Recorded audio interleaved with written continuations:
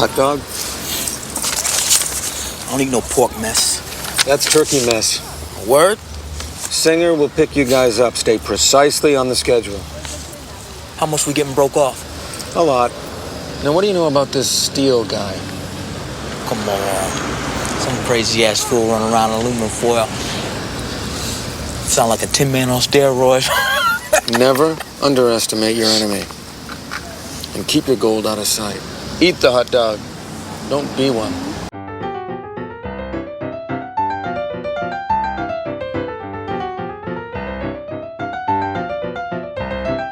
Hello and welcome to Comic Book Movie Oblivion, the podcast about feature films based on comic books and comic strips that people have stopped talking about. We are your hosts, Jordan and Kumar, that's me. And me. Now, allow me to set the scene. For the last 20 years, the film properties of one comic studio have dominated, leaving all their competitors in the dust. But in some of their more recent efforts, the cracks are showing. Not as beloved as some of their previous films. And now, at this moment in time, a film is released. A lesser known character, a cast with a number of people of colour. However, the film is a bomb, a box office dud, and what is more, it has the largest ever fall in ticket sales by its second weekend. Whoa. Of any comic book movie ever. Wow. The film, of course, is... Steel. Steel? No, I'm talking about The Marvels. Wait, you were talking about which one? The Marvels. November 2023, The Marvels. Oh. The comic studio is Marvel. What? Steel? Yes. No, of course. No. Of course I am talking about I thought Steel. when you pulled the rug out, I thought you were going to say it was Batman and Robin. But No, that did not have an all-black cast. That's one of the ones where the cracks were showing. Yes. So, of course, I'm talking about Steel. The film, the comics property was, of course, DC. Yeah. The film with the cracks are showing Batman and Robin. Yeah. And the box office bomb with the biggest drop-off in ticket sales for a comic book movie at that time. Yeah. It was Steel. Very recently eclipsed by The Marvels last year. Interesting. I wonder if there's a connection. Okay, let's do pause the podcast. What do you think? I don't look. I'll give you a spoiler right in the pause the podcast. Yep. Okay. As I was watching this movie, my wife walked into the room, looked at the TV, and said, "Iron Man, Batman." Oh wow. Those are the words. She did not form a sentence. She said, "Iron Man, Batman." It had no verbs. And that's probably everything you need to know. Yeah. It's that. I just spoiled the whole thing for you right there. There you go. So don't pause the podcast. It's been ruined. Yeah. Okay, I guess we can start by talking about this character. Oh, right. Yes. The character of Steel. John Henry Irons. Yeah. So this was a character that was created as part of the Death of Superman storyline. Yeah. From 1992-1993. That's right. I think we might have talked about it a little bit during the Bloodshot episode. I can't remember. When we talked about the dark age of comic books. Yeah. So what basically happened was, well, there's a lot of conflicting reports. The story I heard, don't know if it's true or not, is that they were going to have a storyline in the Superman comics where Clark and Lois got married. I read this too, yes. But it was already happening on... They were planning to do that on Lois and Clark, The New Adventures of Superman, the Dean Cain, Terry Hatcher series. So they needed to have a stopgap for that year. They needed an event. And what could they do instead of... What could they do instead? I think it was maybe editor Mike Carlin, or I don't remember who, suggested let's kill Superman. So they came up with a plan to kill Superman and bring him back in the course of a year, and then have him married off the following year. Right. So it was done in 3 parts. There was like Death of Superman, where he dies fighting Doomsday. It's this character called Doomsday, who's just basically like the Hulk, but later on, or at some point, Let's not they get didn't know into where he came from, but later on, Let's not got into where he came from. he was revealed to be some sort of Kryptonian weapon that had been like dormant or something. And he comes every time you kill him, he comes back to life stronger. Right, okay. I didn't remember that detail of it. I read all those comics when they were coming out. So then they had a funeral storyline, the last several issues, and then they had this storyline called Reign of the Superman. Reign of the Superman. Where there were 4 seemingly replacements for the dead Superman. Yep. They were all kind of Superman. They were all Superman-ish, and each one claimed to be... Well, 3 of the 4 claimed to be the real Superman. Yes. So one of them was this being called the Eradicator. Mm-hmm. He wasn't... Well, he was at first, the time, we didn't know he was first Eradicator. he was called Last Son of Krypton. Yes, so he was basically a Kryptonian nationalist... Robot. Or AI. Consciousness. He was a conscious... I don't know what the whole story... 2 of these characters were consciousnesses. Another one was this astronaut that had been in some sort of space accident and became this cyborg being, and he... Well, okay, you're getting ahead of yourself. This story is actually kind of cool. I know it's all lead up, but the Reign of the Superman, the death and return of Superman and the Reign of the Superman is actually kind of a cool moment in comics history. Kind of is. Yeah. This was a big deal. This was before... comics were not a very widely... I mean, you didn't see comics on the news. No. But comics were in the news. Well, there was a reason for this. We talked about it during the Bloodshot episode. I think it was like a slow news week or something, and somehow this story had gotten to some papers, and they all, like, the news outlets were carrying it as if it was the death of Superman. Whereas everyone at DC knew it was, this is a 12-month assignment, a temporary thing, but it was treated as it was real, and people were lining up. People who had never bought a comic in their life were lining up at shops. Yeah. They came poly-bagged, so people would buy 2 copies, one to keep sealed and one to read. And a very famous cover on the bag of the jet black bag with the S logo in red and dripping blood. Yeah. Did you get one of those, Kumar? I did. I had 2 of them. In fact, and then there were like 2 when he came back to life as well in Adventures of Superman. Amazing, I love it. At some point, I think. He's dead, and he's replaced by these 4 Supermen. One's the last son of Krypton, who turns out to be a consciousness. Yeah, and he wears like these shades, he wears these sunglasses around, and he's like super violent. Like, yes, that's people his are like, thing. but they test his DNA, Superman. and he's actually used Superman's body to build his own. So he looks like Superman sort of, except for the glasses and the weirdly colored suit. Yes, but they test him, and they're like, oh yeah, he's got Superman's DNA, so he must be the real one of the 4. Then there's Cyborg Superman, who looks exactly like Superman, except he's got a half Terminator face, like a quarter Terminator. Half of his face is ripped off, and you can see his cyborg skull underneath. But he looks like Superman. He's got the regular Superman suit, unlike everybody. The other 4. He's also genetically identical to Superman. Yeah, I can't remember why. Well, it's something to do with the body. Some body malarkey. Anyway, he turns out to be the disembodied consciousness of an astronaut. Yeah. Who is a kind of Mr. Fantastic ripoff. Yeah. And he hates Superman because Superman didn't rescue him, and he plans to ruin his reputation. Yes. So he's evil. He's another bad guy. The third is Superboy. Yep. A clone. A proper, honest-to-goodness clone of Superman. Yep. I think made partly by LexCorp? I think built by LexCorp and made partly with the DNA of Lex Luthor. Right. Yes. And the final one, the only one that doesn't claim to actually be Superman, is Steel. Yes, but they did do a little bit of a bait and switch, because when that character first emerges out of the rubble, he says, gotta stop Doomsday. As if Superman's consciousness has gone into him and he's got Superman's mind, but that wasn't the case. It was just like one page. Also, there's a scene where a clairvoyant, like a lady who does tarot readings and reads tea leaves, after she's rescued by Steel, announces that he's the reincarnation of Superman. Right. The spirit of Superman has moved into him. Yeah. So, I just want to mention that these issues, this character is created by Louise Simonson and Jon Bagdanove, and we'll come back to Louise Simonson a couple times, because she also created Cable, who was the... Oh, really? Really? Yeah, so she was writing New Mutants at the time. Okay. And... so Liefeld just drew Cable? Oh yeah, he just drew Cable. Okay. And... whenever I think of Cable, I think of Rob Liefeld. Absolutely, because he drew all those pouches on him, and the guns and all that stuff. the guns with the barrels that don't point straight, etc., etc. And she also created Apocalypse. So if we ever get to those X-Men and Deadpool movies, we'll be coming back to Louise Simonson. Also, in my book, her other big claim to fame is, if you've ever seen the cover of House of Secrets number 92, which is the very first Swamp Thing issue, and there's a woman brushing her hair in a mirror, and behind her, coming through the French doors, it's like the 1800s, there's this swamp creature coming through. And she was the model for that character brushing her hair in the mirror that I think Bernie Wrightson did. I'm going to ring the bell for Swamp Thing. For Swamp Thing. Yeah, so here we have this character who's named John Henry Irons. He's named after the famous folk hero who died trying to beat a steam drill. Trying to beat a steam drill with his hands. Just worked himself to death.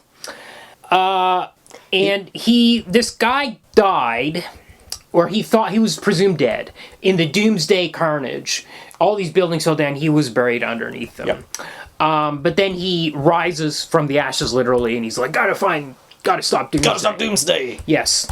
Now we've got there's some mystery behind him. He was saved by Superman at one stage. He worked on a high rise. What do you call those guys that work up building? Construction worker.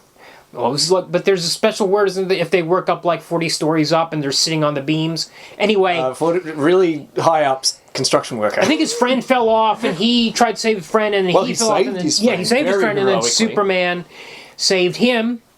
And tells him to do something. He says, I owe you my life, to Superman. And Superman says, well, make something of it then. And he flies away. Yeah. And that's the first thing he thinks of when he comes out from under the earth. Yes. He wants to carry on the legacy of Superman. And what really spurs him onto doing it is the fact that on the streets, being wielded by gang members, are some super high-tech weapons called Toastmasters.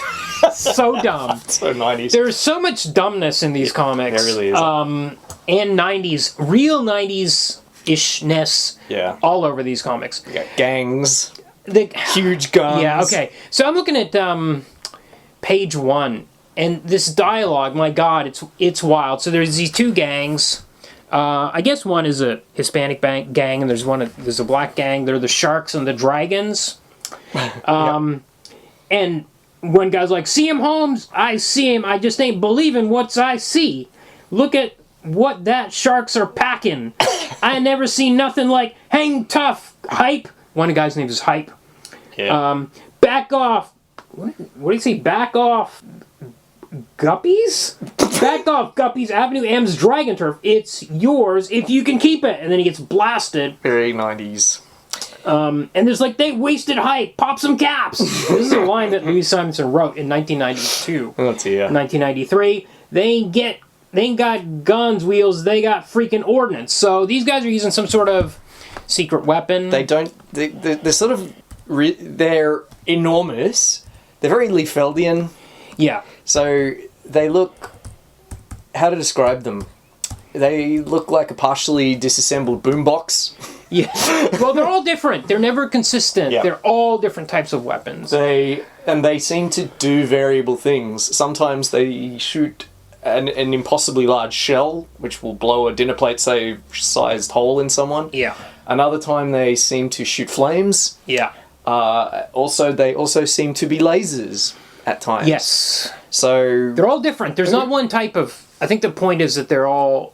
I don't think there's just one type of Toastmaster. Oh, you're right. They're only called Toastmasters. I just think they can't figure out what the hell these high-tech guns are supposed to do from panel to panel.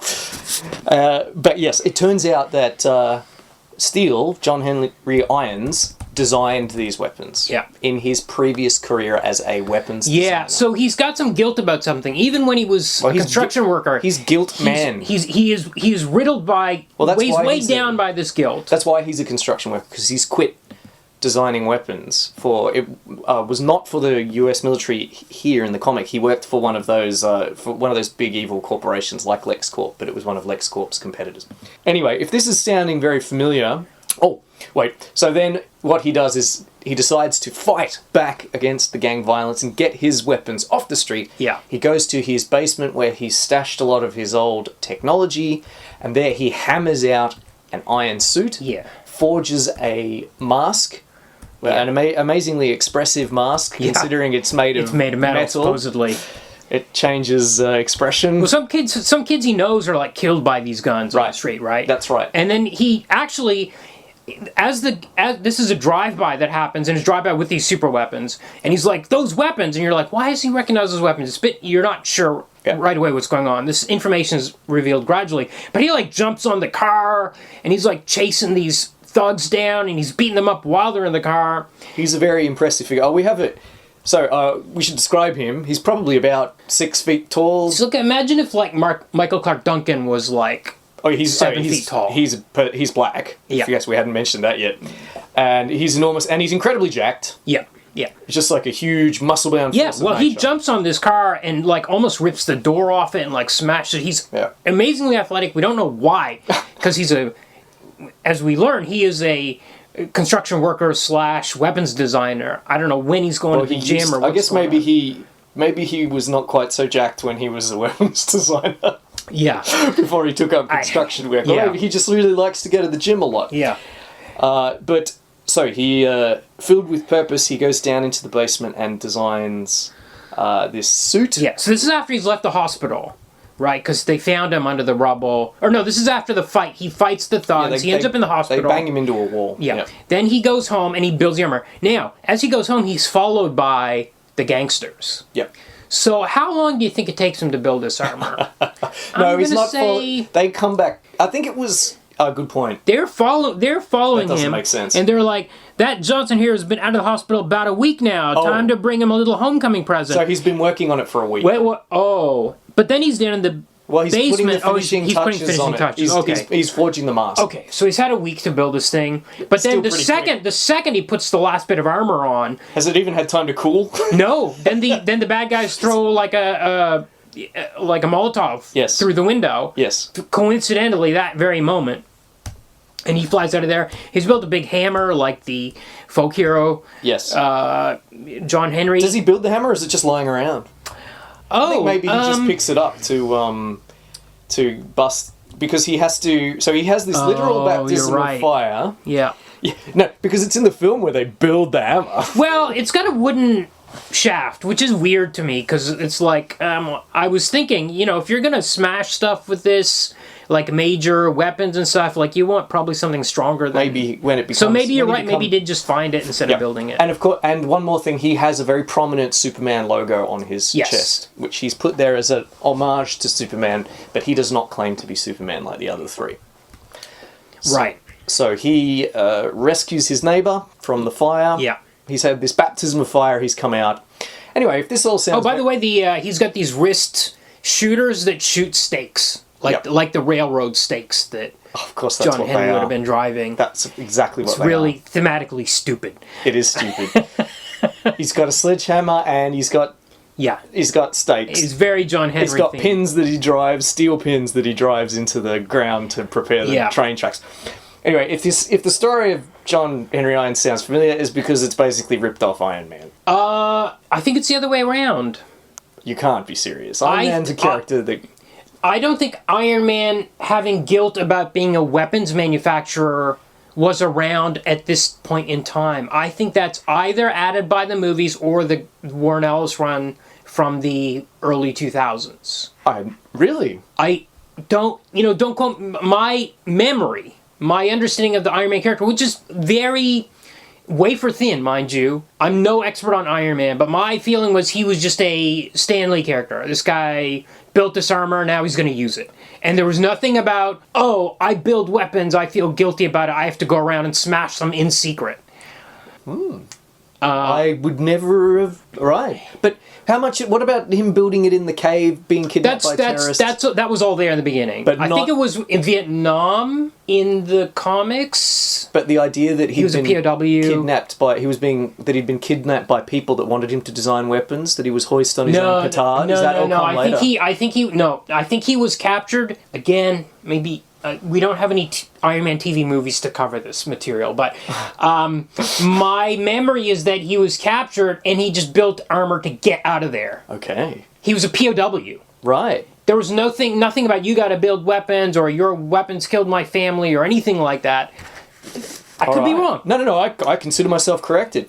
They're pretty similar in some other aspects too. Yes. I mean, the suit is. I mean, he's called Steel. Well, the steel. Yes, he's called Steel, and also the steel. That version, the thing we see here, where his face seems to move under the steel, is much like the Iron Man armor. The early Iron Man armors were where he was all like muscular. It was like spandex, but it was metal. Right. It was supposed to be some kind of steel, some alloy. And they're similar in other respects. I mean, he sort of flies from the feet. He has rocket boots.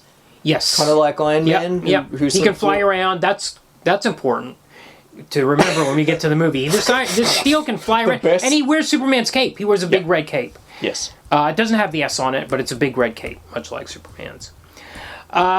So basically, he appeared there, and then he had his own series, which ran for 50-odd issues, starting in 1993. It's pretty good run. But they clearly have no idea what to do with the character. Louise Simonson is still writing it initially, so they move him from Metropolis to Washington, D.C. Right. He's hanging out with his niece. There's some very awkward stuff in here from really Louise awkward. Where the niece jumps up onto him and calls him Uncle Hunk. Uncle Hunk, and there's all sorts of comments about her age, and she's like wrapped around his waist. And she's supposed to be 13 or something. 13. I'm not sure how old this artist in issue 1 is drawn. It's the artist hasn't drawn her as but it's basically it's the same kind of storyline kind of stuff. It's like, he hooks up with his family he's originally from DC, I guess, and they all know that he's been running around to steal. It's like no big secret to them. They figured it out. Yeah. But he's still trying to take down these weapons, people that are making these weapons that he designed. Yeah. Back in the past. Then he's raided by his old employer. Yeah. Discount LexCorp. They want him back. They start trashing his house. I think he wails on him with a frying pan. Yep. No, that's in the movie. He wails on him with something. I think I'm just looking at it here. It's just his fists. Okay. Oh, wait, well, Grandma said... Oh, no, it is. Yeah, you're right. It is a frying pan. You're right. Yeah. But Grandma says... This scene... Grandma says those men upstairs are learning what a man with a hammer can do. That's what she says. But he's not using a hammer, he's using a frying pan. Yeah, it's still pretty... I think his father gets injured. Gets shot by one of them, just a flesh wound, but... Steele, John Henry, is very guilty about this. Yes, he's always really guilty all the time. Yes, and the thing he says more than anything else is, "This is my fault." Yes, and he that's really funny when we get to the movie. So he redesigns his armor in the basement, and he takes the S off it. And this is a constant thing in Steele. He's redesigning his armor all the time. So we're looking here at the 30th anniversary compilation. Yep. So the next issue in here is 34, issue 34 of Steel, when Christopher Priest and Dennis Cowan took over the strip. Now, finally, you actually got two black men who are actually writing and drawing the strip. Yes. And there's a market improvement, but again, they move him again. This is like the thing with Steel. They move him to a new town. So now he's moved to Jersey City. Yep. But he's taken his niece with him. And there's an essay by Priest in here where he says basically it was supposed to be like... a parody version of Superman. So, like, the niece was the Jimmy Olsen. There was, like, a Lex Luthor type who was running this hospital. He ends up working at a hospital doing medical research. He's trying to make amends, as always. Well, medical equipment. I'm not sure what the engineering overlap is between guns and medical equipment. No, but he's got a permanent job in that hospital. So he's met this guy who turns out to be the evil doctor, who's like the Lex Luthor. Dr. Villain? Dr. Villain, yeah, but he keeps... It's written... It's French. It's written Dr. Villain. Yeah. In English, and that every time someone calls him Dr. Villain, he says... Villain. Yes, it's French. It's villain. But villain is a French word. It's the French word for peasant. Right? Well, it's clearly not. I mean, he's villainous. Yes. This comic is nuts, frankly. There's the first couple of pages are really, really odd. Yeah. This is weird 90s There's a nun with a gun. Oh yeah. There's a taxi's hijacked by a guy, and at first I thought he was an alien because there's these bizarre hieroglyphs coming out in his speech bubble. And then that just turns out to be their impression of, I suppose, Chinese characters. Yeah. Or some kind of Asian language. Because he turns out to be Asian. Oh, that's right. Yes, that's right. So this was interesting in the Christopher Priest issue. The first time it opens with this carjacking of some sort. So this guy's trying to in a getaway car, and it crashes, and it turns out that this guy he's like Asian. These pages are so fucking odd. Yeah, they're odd, but this doesn't seem all that different from when. From from all that jive talk that you were reading out earlier. Yeah, it's even though we have two black men writing it. Yes, but I think they've tried to not immediately assume that the gangster is a black man. Right. Right? They've tried to put an Asian gangster in there. Right, because this is parody Superman. I guess, yeah. Then I don't think much of the art in this here either, because there's this... when he arrives at the hospital... He's trying to gain entry to the hospital. Yeah. And there's a kind of an obstreperous security guard who doesn't like the cut of his jib, clearly because he's a person of colour, doesn't want to let him in the hospital, tells him he's getting angry. Mm-hmm. And then another guy comes up. He's like strung out. He wants into the hospital for whatever reason. Or does he just want money off Steel? And then we have... I think 3 panels where I don't know what happens. It looks like the door bursts open. Yes, you're right. I noted those panels too. Probably should have... This is a page with 5 panels on it. Probably should have been 6 or something. Just to I have no idea what happened. Yeah. There's a crash sound effect, and yeah, we have to assume that... I don't know. Did he kick his way in? I don't know what happened. Because the door's open, looks like. And there are 2 figures and I don't recognise who... No, but then he doesn't go through the door. He has to go through the window. He has to put his super boots on. And go through the window. So what happened? I don't know. It's not important. Yeah. Then he meets Superman, who is then in his mullet phase. Yes, So when he came back from the dead, he had a mullet. Oh, of course, he does come back. Clark Kent also had a mullet when he came back from the dead. Very not suspicious. Why do these 2 men have mullets? Very strange stuff. This is a weird period. By the way, the gangsters in these stories are using some sort of steroid drug called tar. Oh, yeah. To turn into, like, mega villains, like super villains. Well, they turn into Hulk equivalents, don't they? Yes. Yeah, basically, yeah. They just get huge and strong. I do... there's some stuff in here that I like. Like, I like that the cops are always after Steel. I thought that was kind of telling. Yeah. Except for that page, I do like the Dennis Cowan and the Christopher Priest stuff in here. That particularly, I just found it too hard to figure out what was... It was. Yeah, I stared at that read page the first couple of pages over and over too, trying to figure out what the hell was going on. And he keeps, as I mentioned, he keeps changing his arm. By the way, the hammer seems to be a hyperspace hammer because it just appears and disappears. I don't know where it's going when he's not using it, but it just, like, one panel he's got it, and one panel he doesn't. In this Christopher Priest issue, it's embedded in the engine block of a car. Yeah, and he can't get it out. And he can't get it out. So he ends up hanging the car off the roof of his new flat? Yes. What? Yeah, he's got this new place, and he's got some guy that does, like, the fixing up stuff that I guess is going to take care of it and get the I don't know. Get the hammer out. Does it go? Did you read any more of these? No, I didn't read any more of these. I did read some more of the... well, I actually did read another issue, because Priest mentioned it, where the niece Natasha ends up stealing the steel armor, and goes kind of crazy. There's a kind of kooky issue where they get in all sorts of hijinks. Her and her kind of goth friend that she's hanging out with. By the way, that version of steel armor is like cloth that, like, hardens or something when he puts it on. So it's really like Iron Man, like, folding up his armor into that suitcase kind of stuff. Yeah. Or Mr. Fantastic's various clothes that he built for the Fantastic Four. Oh yeah, the asbestos suit for... Yeah. Yes. Or the stretch suit, the asbestos suit, yeah. He's just able to do it. The invisibility suit, right, every suit. Later on, he keeps redesigning the armor, as I mentioned. Finally, he gets a version with no mask. He doesn't have a secret identity. Everybody knows who he is later on, especially. Again, let's go Iron Man. Yeah. Well, that was definitely from the movie. Iron Man always had a secret identity in the comics. He was the bodyguard of Tony Stark. That was always there until that movie came out in 2008. And in the last scene, he says, Iron Man is my bodyguard. And he's like, oh, forget it. I am Iron Man. And that's the last shot of that movie.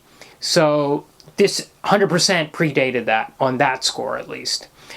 Okay. And what else did I want to mention about this? Oh yeah, he eventually gets his teleporting power.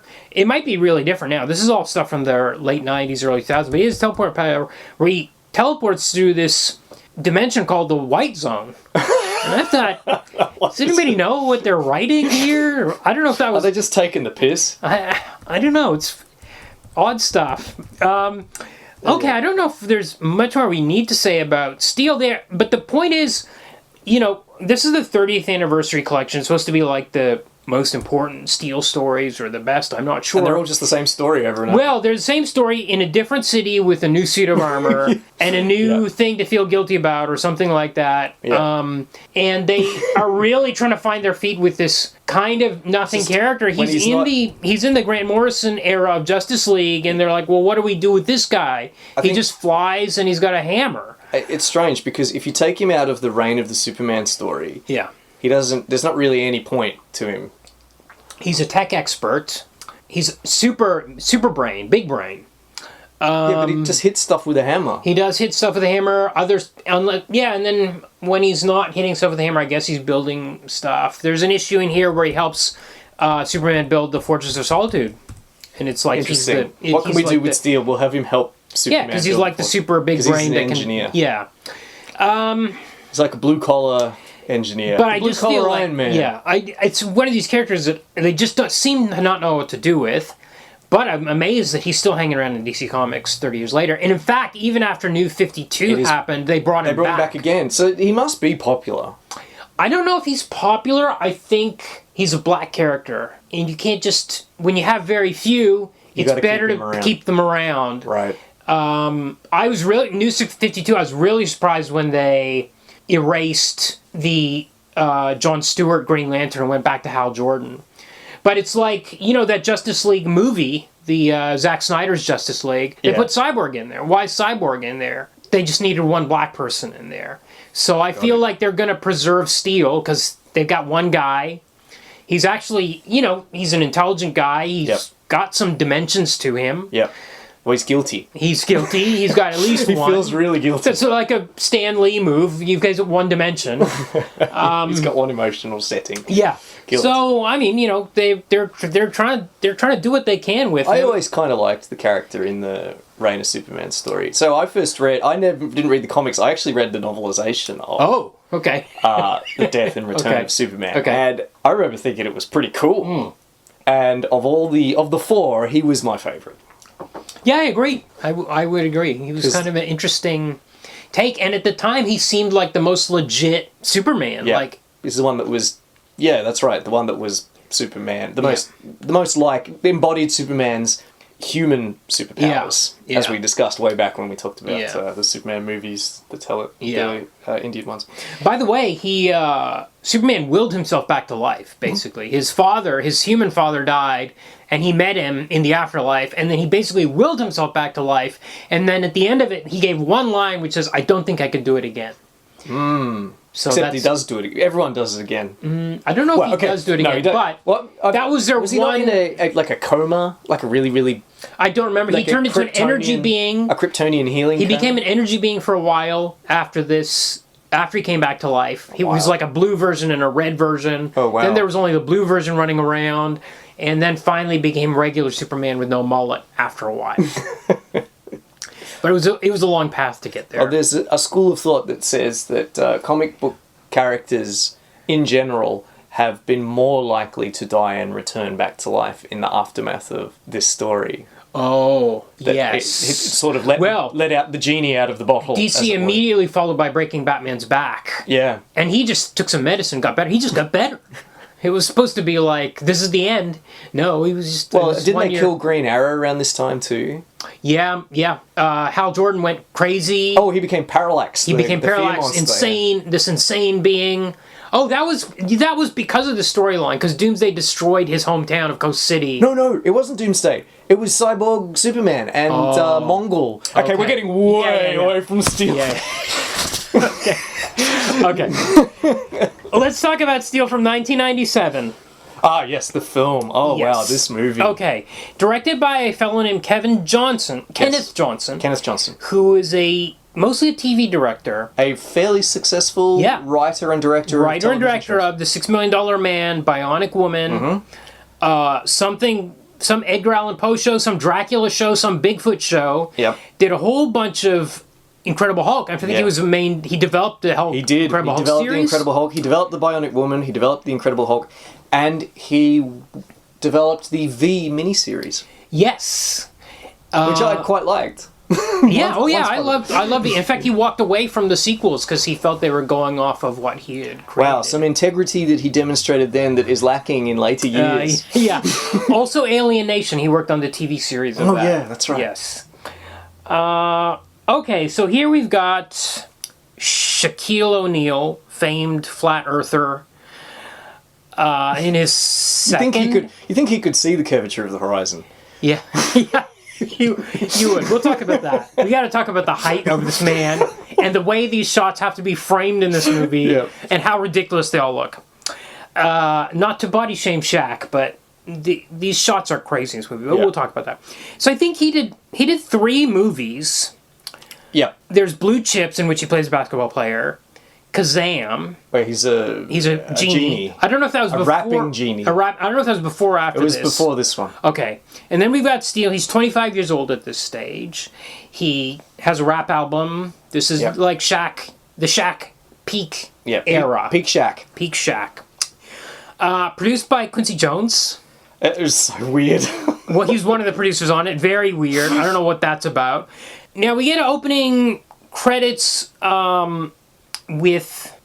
It's like a forge and metal being melted. Yeah. The music alternates between what sounds like the Batman 89 theme or the Rocketeer to or something blaxploitation. It just goes back with the wah-wah guitar. It just goes back and forth.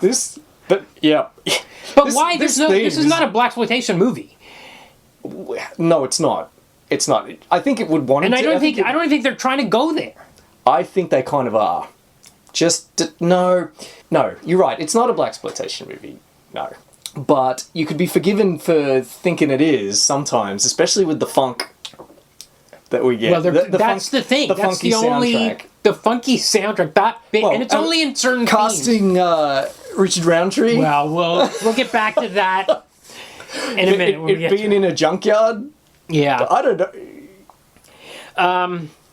Yeah, but that it's very superficial. Yes, you couldn't say they're trying to make a blaxploitation superhero movie. No, absolutely not. This is meant to be for kids or something. Yeah, it's kind of a question here is who is this film aimed at? Is a good question actually. Yeah. Okay. Yeah, we should get back. So Kenneth Johnson has written and directed this, by the way. He didn't just direct it; he's written it as well. Yeah. So we start with this tank rolling through the woods, and then it gets hit by all these crazy lasers and stuff. Yeah.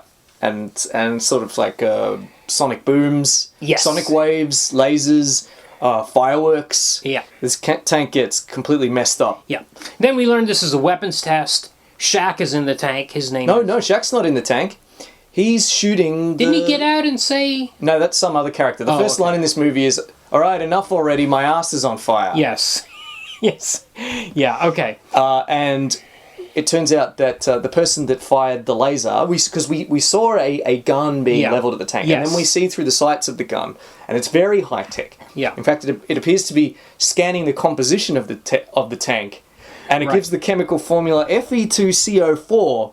Fe2 is just iron, but CO4, I had to look this up. It's carbon tetroxide, an unstable and mostly hypothetical compound, consisting of 4 oxygen atoms and a single carbon atom. Is this what the tank is made of? Well, I think they meant for it to be the chemical formula for steel. Yes. Okay. But I think it might be, not to give this film too much credit, but I think it might be a gag by putting an impossible carbon oxide as part of the composition. But this is what the tank is made of. Yeah. I think that's okay. Okay.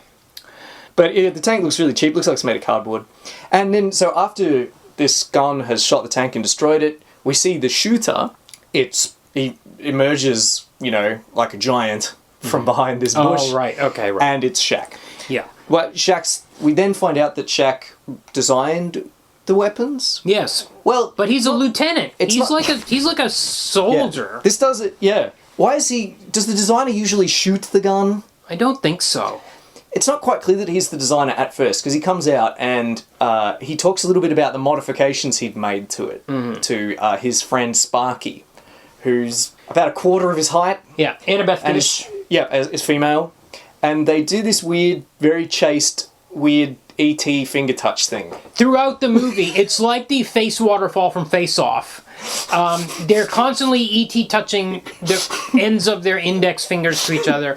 It's very strange, and I'll tell you why it bugs me maybe later. Okay. Okay, well, no, I'll say it right tell now. us.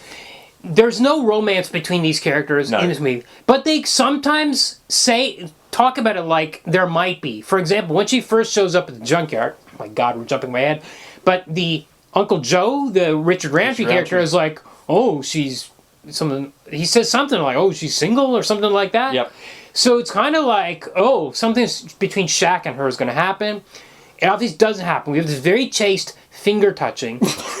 End of the movie, you think, is he going to kiss her in the last shot? And he doesn't. I actually think they were like, I think this is like a racist I think so. choice I think so. to not have a romance I between think these it was two. probably written as a romance originally. Yeah, it does seem to be. By Kenneth Johnson, and then for whatever reason he decided not to. Or the he studio. decided to. Where the studio's like, probably the studio don't, said, don't, no, they can't kiss at the end.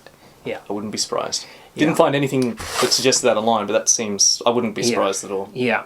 Okay, so now there's this other soldier on the field, played by Judd Nelson. This is probably the best thing about this film, Judd Nelson's performance. He's pretty great in this, in a Everyone really else is terrible. crazy role. It's not. I actually think Shaq is, in some scenes, like there's scenes in this movie that I like. Like the scene where he goes back to his old neighborhood, and then he goes and sees his grandma. I like that stuff, and I thought he was fine It's no... in those it's not scenes. fair. Like, this movie has so many things wrong with it. Yeah. And Shaq is not really one of them. No, you're right. Oh, well, Shaq's performance, I should say, is not really one of them. Because he's not... It's not really fair or fun to hang shit on Shaq's acting performance because he's not an actor at all. No. And beyond that, I mean, there's all these choices that are happening around him. So, for example, he's 7'6", I think. He's so tall. He's a giant, and he's lumbering around like... This is supposed to be a superhero movie. Yep. There's a chase through his train yard later in the movie where the trains are just very slowly rolling along. Yep. And he's supposed to be chasing this gangster. Yep. And it's so slow motion. Yep, he's just But sort of... my point is, the music is not helping. Like the music is was very, funk again. the music is very leisurely. The music's not adding anything. There's no, the editing is not helping him make it look like he's moving faster than he's moving. And then he puts on all this armor, which just makes him Even more sluggish. even more stiff and sluggish. It's got nothing to do with Shaq as an actor. Right. It's everything that's around. They have not built this movie around him in the I've right seen way. two versions of this. Okay. One which I read on the old website, which you can still see on Wayback Machine, the website for the film, where they have the production, some sort of production facts. On that, they mention that Shaq insisted on doing his own stunts. Okay. He wanted to do his own stunts. Could they find a stuntman to That's- replace him anyway? That's the other version Right. that you see online, that there is no stuntman. Yeah. Who are you going to cast? Yeah. Are you going to call around the stuntman and find one that's 7.5 feet tall? Well, you could find one that was 6'5" and put huge boots on him, I guess, because they're all distance shots of him in the armor. No. You're not going to get a stuntman for Shaq. Yeah. You're stuck with him. Yeah. You cast Shaq in your movie, you're going to have to make him stumble around that train yard. Yeah. Yeah. Anyway, Judd Nelson. Great performance in his this character- kooky performance. It's so strange. All right, so he's a lieutenant as well Yeah. in the army, but he's, I don't know, he's so shady. Yeah. Yes, immediately. So he wants to work his way up. There's a senator viewing this weapons test, Yeah. right? She's appeared on the scene. She's a very bloodthirsty senator. She wants the weapons to do more. So, By the way, again, with as well as the casting of all these black actors in this movie, I love that they've cast a woman as a senator, because in any other movie, they would have just cast your Ronnie Cox type in that role, right? Yeah. I love this actress that's in here. Yeah, Ronnie Cox. So he's like, well, if I impress her, he's like, this weapon can do a lot more, and he knows Shaq is being like conservative with it. Because he's told the senator that he doesn't want to kill anybody. That he's designing lawn, and I'm like, you're in the army, man. You're in the army, and he's not just a designer. He's in uniform on the field. That's right. He's a commissioned lieutenant in the U.S. Army. Yeah. And he's like, well, going to turn down the power because the idea is to incapacitate the enemy. Right. I think you're in the wrong business, Shaq. But he's built it with a gauge that can go up to kill. That's right. If you didn't want it to kill, don't put that. It's not even a safety. It's just like a volume. It's got a kill setting. Yeah, that's right. It's just like a volume knob on a stereo. You just turn it red. Just put it all the way up to red. You can kill that easy. And then he goes, "This hasn't been tested." So why did you build it then? Why did you build it? Why is it in the field?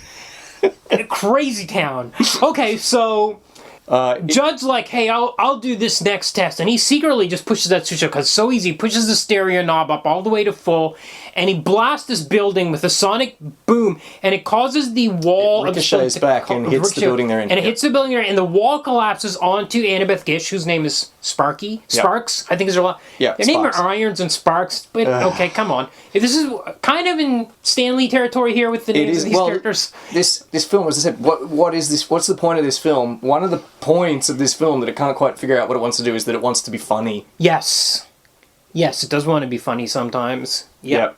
This isn't the Marvel formula from 10 years later. No. It's trying to be... It's more like the Joel Schumacher kind of goofy Batman shit that we got. Yeah, I'd say it's a level above that. Definitely. But yeah, this is... You remember how wacky those were? It's kind of... Yeah. Although it's a little bit more grounded because it's shot entirely in LA. Yes. But with like... Yes. Like... Yeah. Silly shenanigans. Like... Yeah. So anyway, this building falls onto... Nathaniel, no! Yes. Nathaniel is the Judd Nelson character. Yeah. The wall falls on Annabeth Gish, Sparky. He lifts it. With physical strength, he lifts a wall. This is about 30 seconds long, this sequence. It's very long. He's really straining. And he's going... We get a close-up of Shaq going... Yeah. To lift a wall. For about 30 seconds. I want to say, okay, this is crazy, but it's a bit like him jumping on that car in the comic book. Yeah, you know what it's also like? It's like when he pops out of the rubble and says, Doomsday, you gotta find Doomsday. It's like that too. Yeah, and I mean, there's a scene in here before the rail yard where he rips a fence off the hinges and throws it aside. He smashes a payphone right off right out of the housing. I read a review online that said, that had a steel drinking game. Okay. And basically you had to take a shot. First of all, every time Steele blamed himself for something. Okay. And second of all, you had to drink a shot every time you inadvertently or advertently destroyed something. Yeah. Yeah. Well, yeah, that can apply to many characters in this movie, I think. Actually. But as you say, him especially, like, he hangs up a phone too aggressively and it destroys it. At one point, he snaps a pool cue. Yes, with one hand. With one hand. Now, he's not wearing the armor in these scenes. He's just Shaq. So he's just a super strong... I'm not sure the armor's even powered. I agree. But I'm saying, why not do that? Why not make it so, like, he can't rescue her and then he builds the armor and he's strong enough to... His hands are the size of dinner plates. Here's what... He can break a pool cue. Yeah, they probably didn't even break that pool cue. I don't know, but what I'm saying is, here's a maybe traditional screenwriting structure where he's unable to save her because she does become paralyzed in the movie. This is a major plot point. But what if, at the end of the movie, a wall falls on someone else, and with the steel armor, he's able to save that person? Instead, what the through line of the movie is his inability to throw free throws, which is like a real-life thing with Shaq, but that becomes like a through line in this movie of his inability, and it saves him at the end as he finally gets a free throw. When he throws a grenade, which has been unpinned for 30 seconds? At least 30 seconds. And they have a conversation about it? Yeah. And it's like, you gotta boy throw coaches him. He coaches him to throw it through a hole in the fence. Why didn't the kid just throw it through the damn fence? Yes. Yeah. Because you've got to throw it through the hole. It's a tiny little hole. Way up. Yeah. And then, like, Shaq's like, I always miss these. Yeah. But Which might have been funny if it hadn't been repeated 4 times by this point. Yeah, but it's not. It's not a joke. Shaq. It's the plot of the movie. It's a plot point. It should be an in-joke about Shaquille O'Neal not being able to hit free throws. But right? that is what it is. That is what it is. But it saves them from the grenade in the end. Yeah, because they think it's funnier than they... Because they think it's hilarious. It's beyond a joke. It's not the only joke either, you know. It's not the only joke of that type. Because remember, Richard Roundtree builds the hammer for him and says, "I'm particularly proud of the shaft." Yeah. Oh my God. He says, I like the shaft. I think he just said, anything he's proud of, I think he says, "I like the shaft." And then there's a hold of like maybe 4 seconds of silence. Yeah, well, we get the while joke. we laugh. The audience supposed to be laughing uproariously. Played Shaft, of course, famously in the movie Shaft. Yes. But no, he said, no, yeah. But if you don't know that, it sounds like a dick joke. Yeah, that's right, it does sound like a dick joke. I like the shaft. Pause. This is a movie meant for kids. Apparently. Maybe. Yeah. I don't know. Do those kids know what Shaft is? Do kids know... Yes. Well, actually, the remake of Shaft... Oh, that was 98. I don't know. Yeah. Bizarre. No, the remake was after this, so the remake of Shaft with Samuel L. Jackson. Yeah. Okay, so, after this big kerfuffle at the testing site, we have a trial. Seems to be the next day, because Judd Nelson still has Band-Aids on. It's the world's fastest trial. And Sparky's...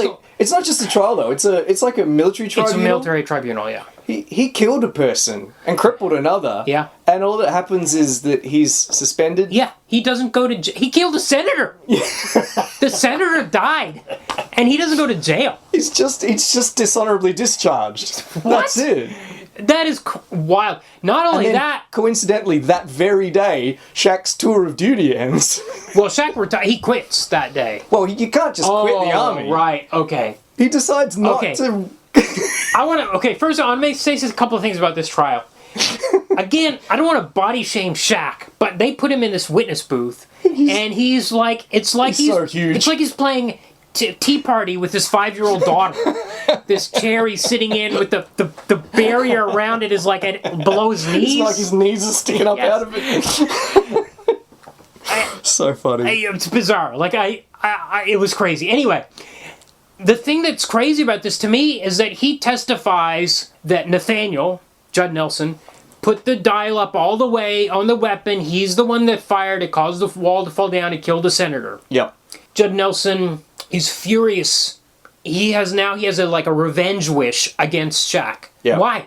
What did Shaq do? Yeah. What did Shaq do? He just testified what everybody else who's there would testify the same thing. But Shaq drummed him out of the service. But he killed... He didn't go to jail even. Yeah. What is this guy complaining about? Then now he makes this seamless... There's no motivation for his hatred of Shaq, as far as I can tell. Except that he's the baddie.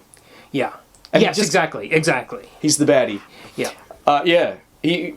I think they confront one another outside the courtroom. Judd Nelson's about 2 feet shorter than This is one of the first shots where I was like, this movie... They have to back the camera way up to get Shaq Judd in shot. Nelson is staring sort of at Shaq's belly button. Yeah, almost. And trying to look intimidating, I guess. Yeah. But this is every 2 shot in the movie, it's backed way up, and Shaq is like way taller than this. When little kids, he goes back to his old neighborhood, these kids are teenagers, and they're up to his waist. Yep. It's like, what is going on? This is... Yeah, I read an interview with Kenneth Johnson, and he said, unsurprisingly, he said this is like a massive problem the whole way through. They're putting the other actors on boxes. Right. Shaq's sitting down most of the movie. Yes. Yes. Just ludicrous. Okay, Shaq goes to visit Annabeth Gish in the hospital. Yeah. And this is another hilarious scene where he's like, "Don't worry, you're going to be walking again." And the nurse gives Shaq a look where Annabeth Gish can't see her and shakes her head. Suddenly shakes her head like, no, she's not going to walk again. Is this the nurse's job? To tell Shaq that she's not going to walk again? What? And she hasn't received this information yet? She's clearly conscious and the doctors haven't told her that you've broken your back? Well, it's hours after the accident, remember? Because no, it's after the... Judd Nelson is still wearing that Band-Aid. So this is the same day. It's the same day. They've just gone straight to the courtroom. Yeah. Okay, Shaq decides to move home to L.A., not Washington, D.C., not Jersey City, not Metropolis. He moves to L.A. Well, this is not in the DC universe, is it? Because this is the real world. Yes, that's because right. Shaq has a Superman tattoo. He has a Superman tattoo. They talk about Superman. Yep. And Batman. And Batman, yeah. Iron Man Batman, as my wife said. He goes back to his old neighborhood. This I mentioned was the scene I like where he walks through the neighborhood, talks to the kids. He goes home to his grandma. We meet his brother, who's a lot younger than him. I wonder where the parents are, what the story's there, because the brother seems to be... He's like 10. Martin, 12, yeah. Well, he's like 14 or 16. He's sort of mid-teens. Yeah, okay. Played by Ray J. Ray J. Later to appear in other films. Yeah, just Google it. Don't Google it at work. Let me just say he's kind of shaped our cultural landscape later in life. Yeah, so this kid Martin is his brother. So it seems like there's about a 12-year age gap between these two. So, Yeah. but they're brothers. Now, where are the parents? Yeah. That must have been with their grandmother and their uncle, so the parents aren't in the picture. Yeah, but what happened to them? Like, because my feeling is these parents were in a long-term relationship that they had these two kids so far apart. This is like I'm imagining a stable marriage that they would be together a long time, but now they're just vanished. Now we got a grandma and an uncle. Never explained. Never explained. Okay, meanwhile... Grandma's hilariously trying to make... souffles throughout the movie. This is a running gag. And Grandma's you can't be cooking. loud around the souffle because it'll cause it to deflate. I don't think that's true, but it's in a lot of movies. It's not true, but it's what they think is... Oh, is it really in other movies? So, I feel like this has come up. I've seen this before. I don't think it's new to this movie. So, meanwhile, Shaq's gone, Steele has gone home. Meanwhile, Judd Nelson has made a seamless transition to criminal life. Yes. He has an old buddy who's a criminal. He has this old friend who was an arms dealer, secretly dealing arms, who's now making video game cabinets, arcade game cabinets. Yeah. And he's still an arms dealer, and what they're doing is they're shipping guns inside the cabinets, but they're not packed in the cabinets. They're just dangling on hooks inside the cabinets. Because we get a shot of this. It's crazy town. They just sort of put them in and then close the cabinet Close the door. They don't secure it in any way. No, they're not packed in there in any way. Very weird. But... Is this the most efficient way to ship guns? No. Not at all. They put two guns in there. They hang two guns on pegs, like you're hanging a coat on a rail, and then they close the door. So you get two guns per cabinet, and they're just dangling in there. Just seems very inefficient. And then do people then play them? Do they end up? Yeah, I don't know. I wondered about that too. Do they go to the arcade? Yeah. Is there live ordnance inside these? Yeah, how do they pick them up? So the other people on the other end have to also own their own arcades? Yeah. You have to have an arcade in order to receive a shipment of guns. Yeah. The guy that owns the arcade/gun smuggling operation is a classic kind of like sleazy 90 long-haired corporate guy. Yes. And pretty short, which is an interesting casting choice. Well, he never appears in a scene with Shaq, does he? No. Oh, he does at the end, but they don't stand next to one another. But otherwise, they don't appear together. He's even got a scar. Yes. It's just screaming legitimate businessman. He's got a toothpick. He always has a toothpick. Yes. Yes. Oh, it's so great. They're so evil. Yeah. Like, we're in no doubt about who the bad guys is. And they do bad guy stuff. Like, as you said, Judd Nelson can't wait to get revenge. Well, he can't wait to just be evil. Yeah. Yeah. He's stolen a huge disc. Yep. With the data of the weapons designs. Yep. Which they don't call Toastmasters in this movie. No, which is one good change. Yeah. So he's going to start making these weapons. Yep. And the plan is to give them to kids on the streets, it seems like. Yeah, so that there'll be press generated about them so that they can Yes, but that's not revealed until later. Right, gotcha. For now, plan A is just we're going to make this weapon and give them out to kids. Yep. It's like in Teenage Mutant Ninja Turtles. Do you remember where the Shredder was running that operation where you attracted kids in through the arcade? Yeah. It is a bit like that. And then you trained them up into ninjas or whatever? It is like that, yep. They just ripped that off 7 years later. Yeah. Oh, man. Well, you might remember in Breaking Bad, Saul was trying to convince Walter White to go to buy an arcade before his wife convinced him to buy Are they just associated with organised crime? I don't know. It's bizarre. Very bizarre. Well, I guess it's a way to get kids in there. That's part of the thing. Is they want kids. Corruption of youth. Yeah. I think that's part of it. We know that shady, long-haired guy and Lieutenant Nathaniel are evil. In case we've forgotten, because they get kids to test the weapons, and because Nathaniel is a sloppy guy, he's not as adept at building the weapons. We know he's careless. We know he makes mistakes. So the guns will blow up. Yeah. One blows up and blinds a person. Yeah, and they're like a kid. Yeah. And Toothpick guy's keep up the R&D, Burke. Yeah. And that's his name. Nathaniel's release Burke, these. yeah. This one's ready. Release it. And the woman assistant, the aide, she's like, it just blew up. And he's like, doesn't matter. And I'm like, what? This guy is a weapons dealer. His friend, right, with the scar. Yeah. Shouldn't he care about the quality control? Apparently not. Only she does. Bizarre. She does. And so at the end of the day, she gets in the elevator. He blows up the elevator. It's the same day. It's the same day. It's the end of that same They've gone down to the secure basement level under the legitimate business where the gun's being built and tested. Yep. She's pissed him off. Yep. By complaining about it. And then by threatening him, saying that you're not the only... These kids aren't the only people that accidents can happen to. Yeah. And then minutes later... Seems like minutes later... They all go to get in the elevator together. I think it has to be the end of it. Yeah. He's rigged the elevator to explode beforehand. Yeah. So they get in the elevator. Point. He says, I forgot something. He steps out of the elevator and he blows it up. She's not the only one in there. There's other people in that elevator. They're all dead. Nobody ever comments on her death or anyone else's. Nope. No, but he saves... He does prevent the very deep-voiced man. Yes. The character singer, played by Kevin Grevioux. His voice is so deep, I thought it was processed. Yeah, it sounds like it.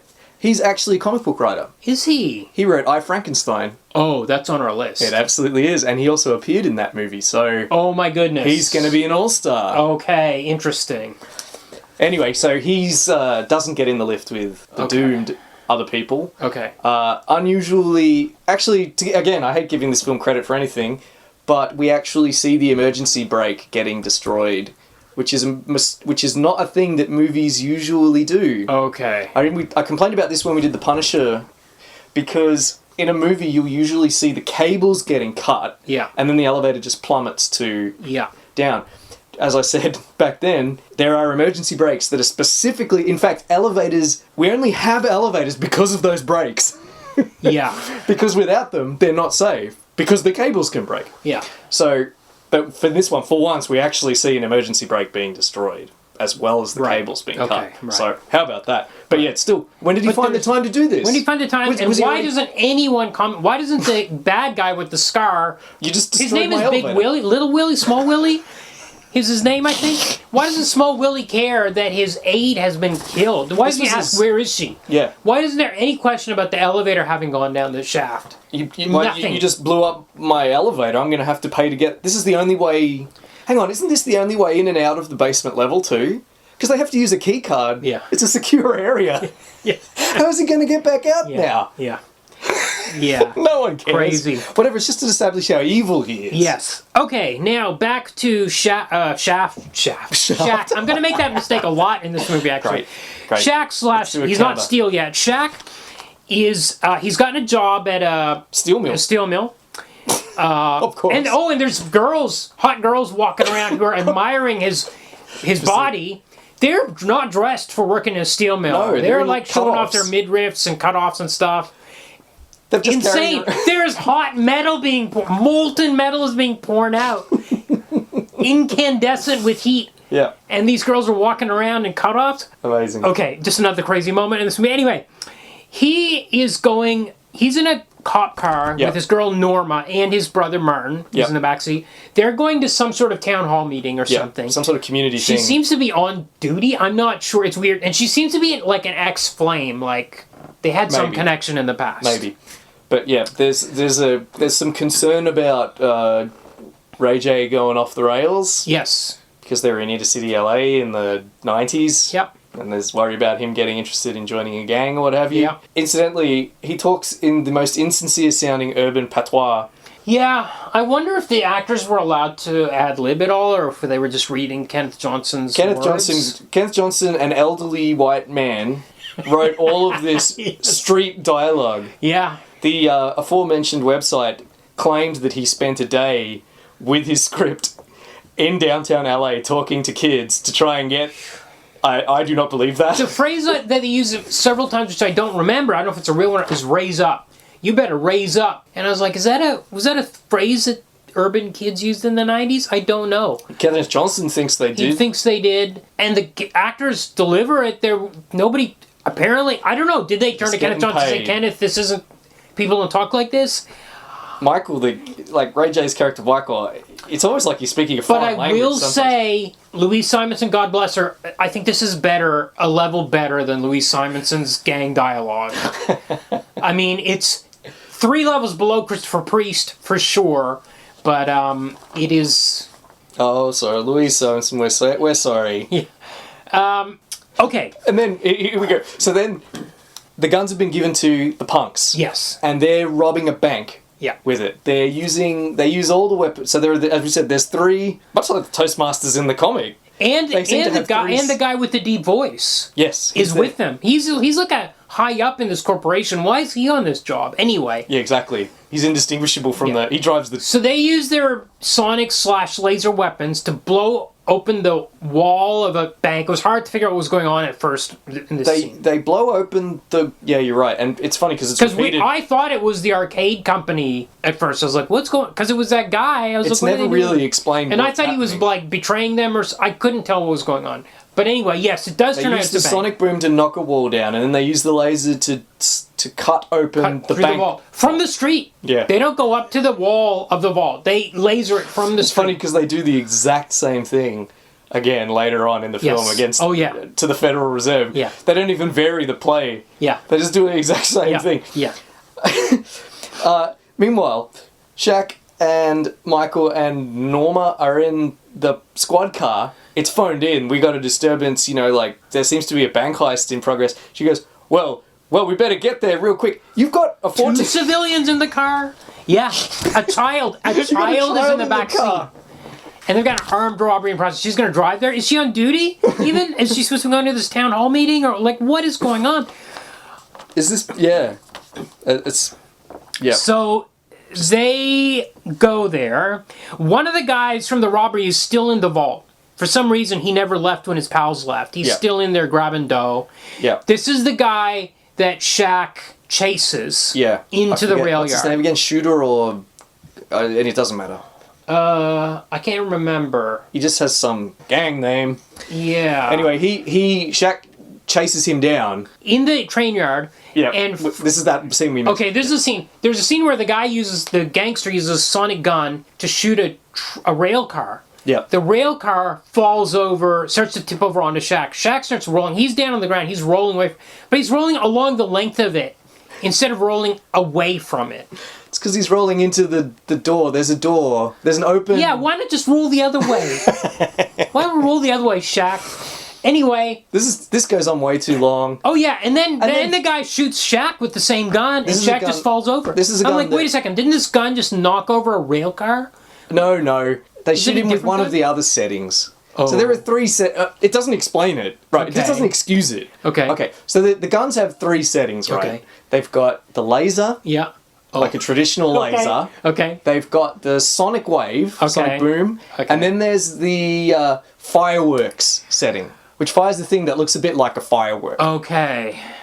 But mind you, notice that one. Well, that's what... Whenever they're shooting the guns and they're not doing the sonic boom, so they're not trying to flip a car or send a person through a wall or break down a wall, they're using the fireworks setting. Okay. Which seems slightly less deadly than a bullet. Okay. First of all, because they move quite slowly. Okay. Yep. Like a lot slower than a speeding bullet. Yep. And second of all, you can survive a hit from it. Yeah. Shaq gets shot at point blank range by someone else firing the firework gun. This is the gun that destroyed a tank at the start of the show. Yeah. He's not even wearing the armor at this point. No, he's just running around. He just wakes up the next day. Yep. He's fine. Yep. Was it set on stun? Yeah. Bizarre. Okay, so the next day he tries to get in touch with Sparky. Oh, he does contact his superior officer in the army. Yep. And he's This like, is when he hey, smashes the there's payphone. guns on the street. Our guns. And the guy's like, well, those are all private contractors. There's no way they can be guns on the street. He doesn't quite believe him or whatever. He tells him, he says, we've checked, and, all of the people involved in it are all, and the civilian contractors, it's locked down tight. We know where they all are. We know, and Shaq goes, who could possibly have leaked these weapons? Who indeed? Could it be the guy you drummed out of the service in disgrace? Well, later on, he does suspect that Nathaniel's up something, and there's no... I couldn't figure out how he put it together, because they never Maybe meet. because it's obvious. Maybe, but he never talks about it before this anyway. But, the colonel's saying, oh, we've got the NSA on it. It's like, really? Because I figured the first person you'd probably want to speak to would be the guy who had to resign in disgrace. Yeah, but when Shaq does finally talk about Nathaniel's out of the blue, as far as I can tell, there was no... Well, it's because we know.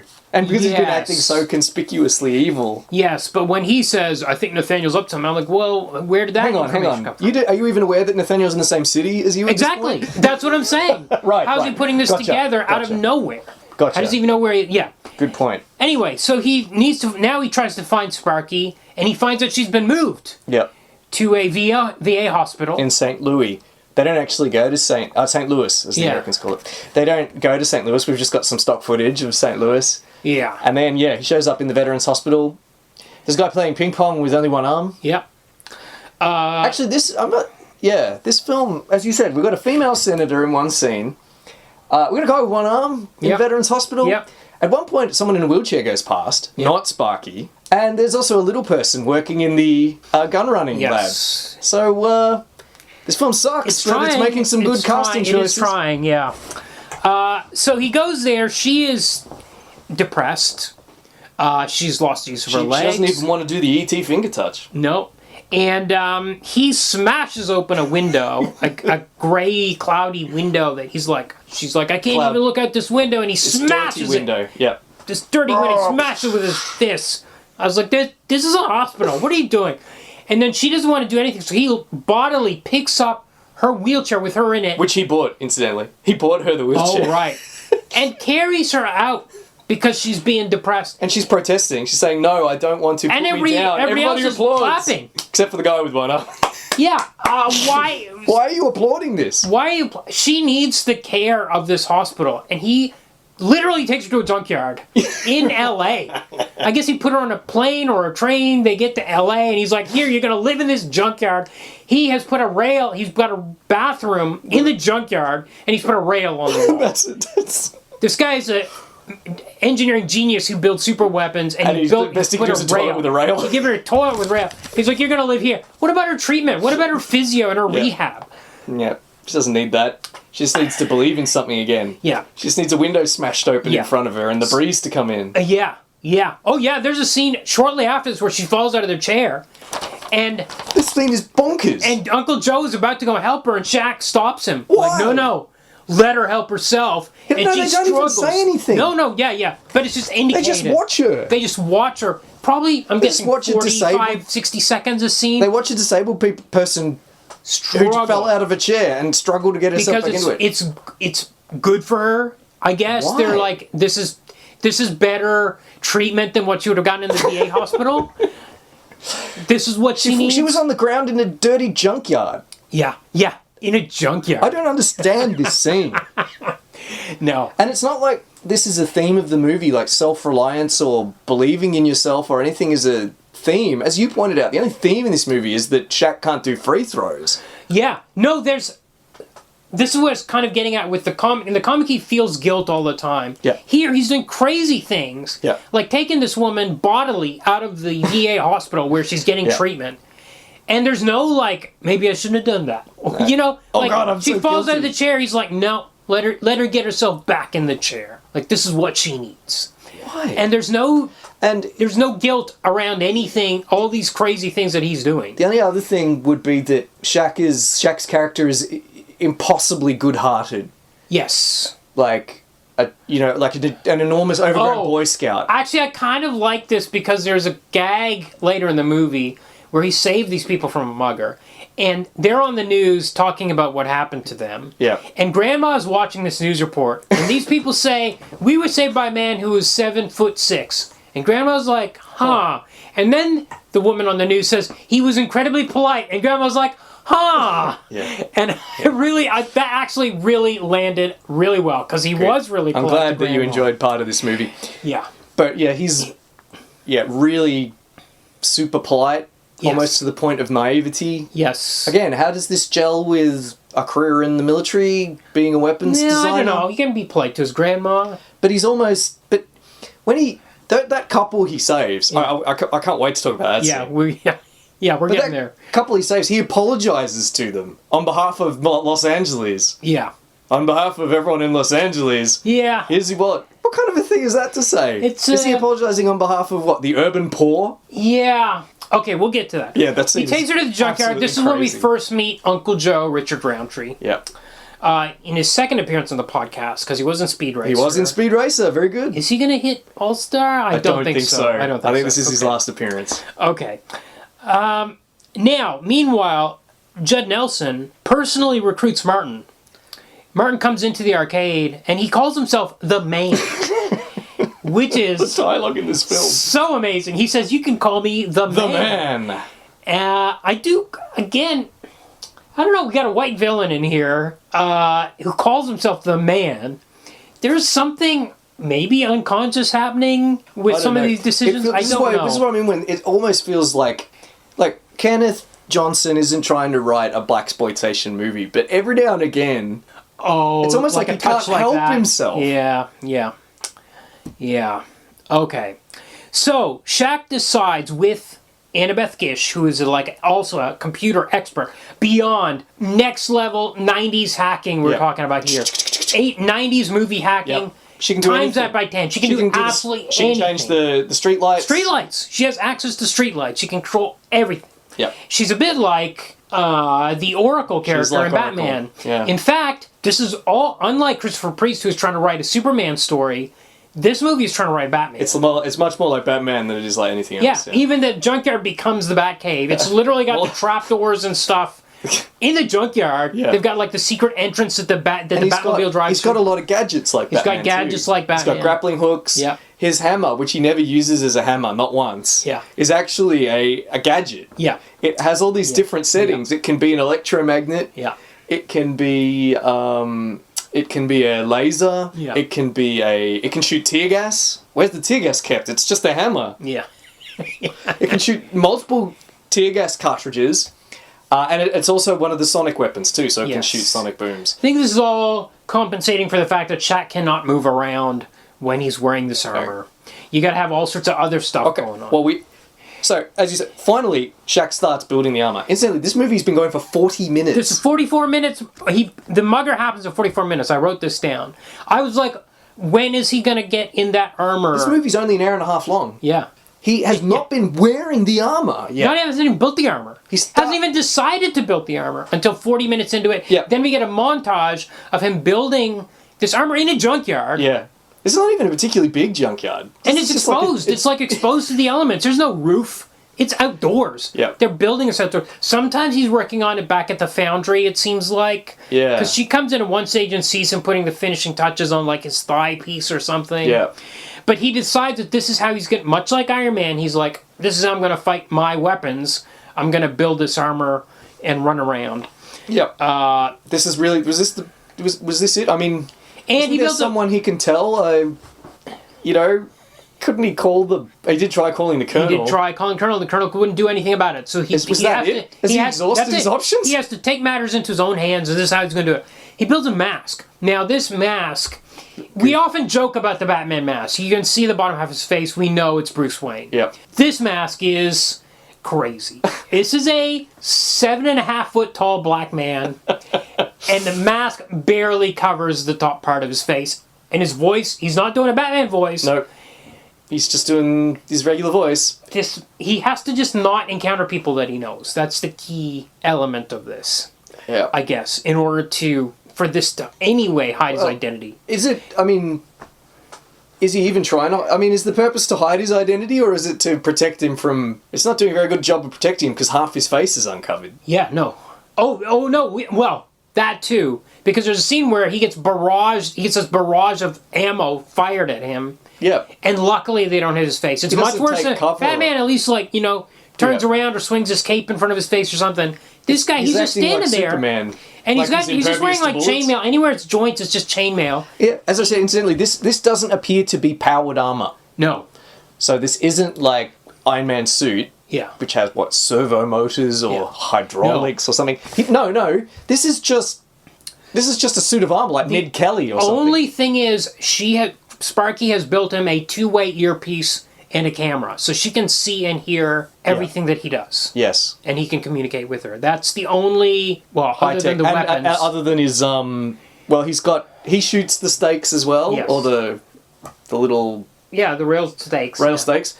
And he also has a grappling hook. It's the spikes, yeah. Okay. He has a grappling hook, and he has a motorcycle with the license plate steel. The license plate says steel. This is the thing, remember when he finds that... He just finds that motorcycle, it looks like. Yeah, it's supposed to be like in Batman 89 when he summons it with the microphone or whatever. Yeah, but instead he falls in a pile of garbage and it's there. And I thought he found it. I thought he found it, and then you see the license plate says steel, and I think it's got weapons on it too. All right, we've jumped a little ahead. So he's made this. We get the montage. We've got some music that Quincy Jones obviously got for the production. Yes, and then the very first thing that happens, he stops a mugger. I thought he built this armor to get the guns. To get the guns. This is like in Batman 89 where the first thing he does is stop the chemical plant heist. And that didn't make any sense in the context of that movie. And this is like... That's not the first thing. It's not the first thing, because he does stop those muggers and stuff, but I think there was something that like he used that surveillance... Right, but Batman fights crime. Steele's wants to stop weapons... But instead, the very first thing he does is foil a mugging. Yeah. And it's like he's set out to do it. Yes. Yeah. We're not told, I'm going to test this by foiling a mugging. No, but he's a superhero, and superheroes fight muggers. Yeah. Such a strange choice. Bizarre. Then we have, he stops the mugger, he fires the stakes into his clothes, and then suspends him like from Spider-Man with his webs. Yep. Then he picks up the property belonging to... It looks like These two people have left the opera or something. Thomas and Martha Wayne. Yeah. Yeah. Again, like Batman. Yeah. Except this time they don't get shot. Yeah. Instead they get their stuff returned to them. Yeah. And then the best thing ever happens. Yes, I know exactly what you're going to say. Go for it. So he makes the apology on behalf of the city. And then, "Y'all be cool now," he says. Yep. And then he takes a step backwards onto a hitherto unrevealed escalator. And then he slowly ascends. He has to turn around. Like Batman can't turn his head in 89. He has to turn around to like face them or face up or whatever. And it just slowly, like everything in this movie, just very slowly exits. I figure it must be like, this is where in the script I guess he's supposed to fly away. Yeah. But Shaq's not flying anywhere. No, there's no flying in this movie. There's no cape. He just has to get on an escalator. He has to walk around. He has to get on an escalator. He has to walk around until he accidentally finds his motorcycle. He has to just walk everywhere. Well, he can do a light jog. Yes. It sounds like part of the suit falls off when he's jogging. Yeah. And they incorporate it into the film, but I don't think that happened on purpose. Oh, right. Yeah, right. It's just the part of the leg falls off. Yeah, I don't know. Maybe it was in there.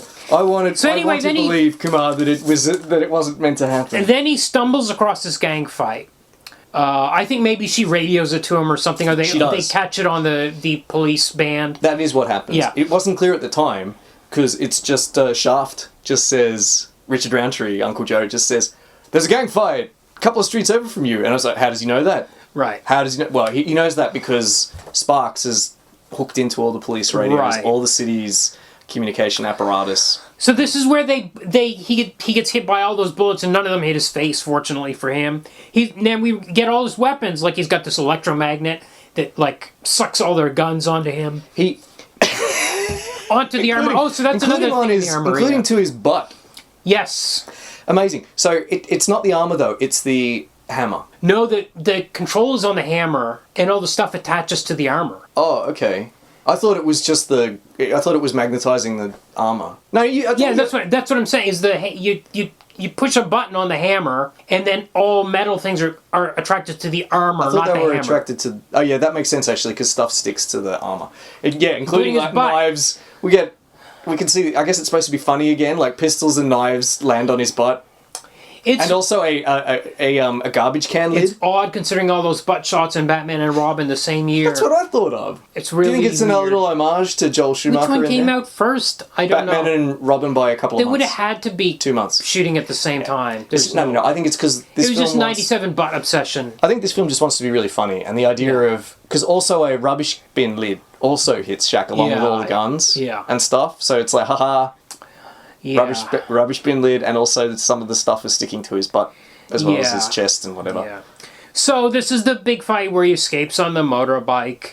Well, and, first of all, they have a chase. First of all, he uses his grappling hook, which is more of a grappling pin.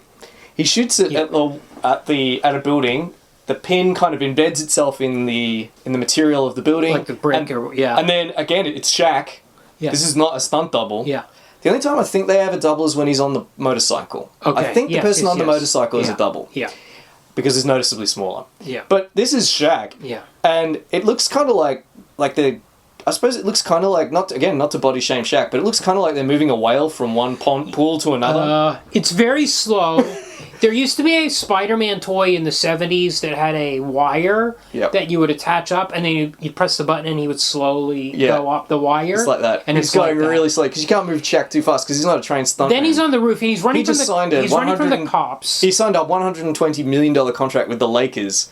Yeah, right. That he was starting the next month. Yeah. So you better believe that they weren't. So again, this is the slowest. This is going very slow. Yeah, that's right. This little pin is not supporting Shaq's weight. No. Especially not Shaq wearing 75 pounds of armor. They say how much it is in the movie. They say it's 75 pounds. They say 70. I think 78 to be. And I think he weighed 350 or something at the time. He's a big dude. Yeah. Anyway, he gets up on the roof. He's running from the cops, which is a thing that happens in the early comics. So I was like, okay with that. Yeah. But then he runs across the roof and he has to jump to the next rooftop. I'm like, why? The cops aren't on the roof. You've got a grappling hook. Take off your armor. Go down through the building. Yep. Or just go down through the building without the armor. Without taking it off. Just walk down. They can't, they're not on the roof. He's not running, this is not a rooftop chase. No. He's up there alone. Because he can't do a rooftop chase. He doesn't need to jump from building to building. Well, what I mean, it's not a rooftop chase because the cops aren't up there with him. Yeah. He's got a grappling hook. Yeah. Just use that to get across. Nope. Anyway, we have to get a dramatic jump where he tries to jump across, blah, blah, blah. It's not 9 meters because Sparks has range-finding equipment built into this camera that she's watching, that we're getting. She's getting Steele's point of view, and it's so advanced that she can see the distance. And we actually get, again, a little thing where it says the distance is 8.9 meters. And then shortly after that, it flashes world record long jump, 8.17 meters. And Shaq's like, I can make it. She's like, you're not going to make it. And of course he doesn't make it. And, it's another stunt. Shaq's doing it again. And he falls into a dumpster, which you see coming. I've seen it in so many movies. Yep. It was bland. Then he gets out of the dumpster and finds a motorcycle. Right next to the dumpster. Yes. I thought, was there a motor? That's kind of convenient. And he wasn't planning to make that jump. So why was his motorbike in that alley? He was trying to jump over the alley. Yeah. Why wouldn't you try to get away from the bike? That's great. Yeah. Okay. So I can't remember. Oh yeah, he goes through the junkyard doors, which are like the Bat Cave doors, and she's controlling the trap. It looks so crap. It's like the crap cave. It just sort of opens. Plus, there's police choppers. Yeah. And as I mentioned before, it's an exposed junkyard. So a police chopper overhead is going to see him drive in there. This junkyard set, again, this movie's short of money. Yeah. This isn't a very elaborate junkyard set. They've made it, clearly. They haven't gone to a real junkyard. Yeah. They've made a junkyard set, and it's very oddly empty, full of artwork. Yeah, like metal art. I'm like, what is? Is there a side of Uncle Joe here that we're not being told about? Yeah, exactly. Okay, now for some reason, Judd Nelson is meeting with his number one guy now, who's a gangster named Slats, who has a patch over his eye. By the way, did you do any digging on Hill Harper, the actor that plays Slats? No. Oh, okay. So he's most famous for being on a CSI. Okay. I shouldn't say most famous. He has a law degree from Harvard, which he got with Barack Obama. They were buddies, and they graduated from Harvard together. And he actually ran for the Senate in a few years ago, I think. And then they found out about his role in this movie, and he didn't get elected. He's written like a bunch of books about being black in America, etc., stuff like that. This guy. I cannot believe that. I'm gobsmacked. Yeah. Gobsmacked to find that out. Yeah, one of many, like Ray J and that guy that is the head with the deep voice. There's all sorts of weird stuff going on in this movie. I cannot believe that, because it is the stupidest, goofiest role. Yeah. Like, well, this scene... it's just generic. It's just... I don't know if it is. There's a line in... Okay, for some reason this guy doesn't want to eat Slats, Hill Harper, doesn't want to eat a pork hot dog. So is he like Judd Nation Nelson of Islam? I don't know. Maybe that's what it is. Judd Nelson's like, don't worry, it's turkey. And at the end of this guy's arguing. Slats is arguing with Nathaniel for whatever reason. I can't remember why. Well, and the line that Judd Nelson gives to this kid is, "Eat the hot dog, don't be one." What does that mean? This whole scene is baffling. What does it mean to be a hot dog? They're meeting in the... What does it mean? What does it mean? Yeah. Nothing in this scene makes sense. Yeah. They're meeting in a park. Yeah. Like it's a secret, like a public... It's like meeting Deep Throat or something. Yeah. Why do they have to meet in a park? Judd Nelson is wearing the most extraordinary jacket. The collar is about... It's the hugest collar on this jacket. Yes. Slats is wearing, again, an eye patch. Yeah. And he's wearing an enormous gold chain with a dollar sign That's right. That's right. Which he's bought with the money they've stolen. They've been stealing money. And that's it. Oh, of course he's bought it with the money they've stolen. Because that's why Judd tells him to hide the chain. Like, you're showing off, like, So he swings it around behind his back after Judd tells him off for it. He says, like, again, there's this amazing dialogue. He says, why are you wearing that? Put that away. And Slat says, ain't nothing wrong with a little flossing, I guess. And then Judd Nelson says, you flossed so much your gums started bleeding. Yeah. This is Kenneth Johnson's idea of some it's all piling up. It's all piling up to the line about the hot dog.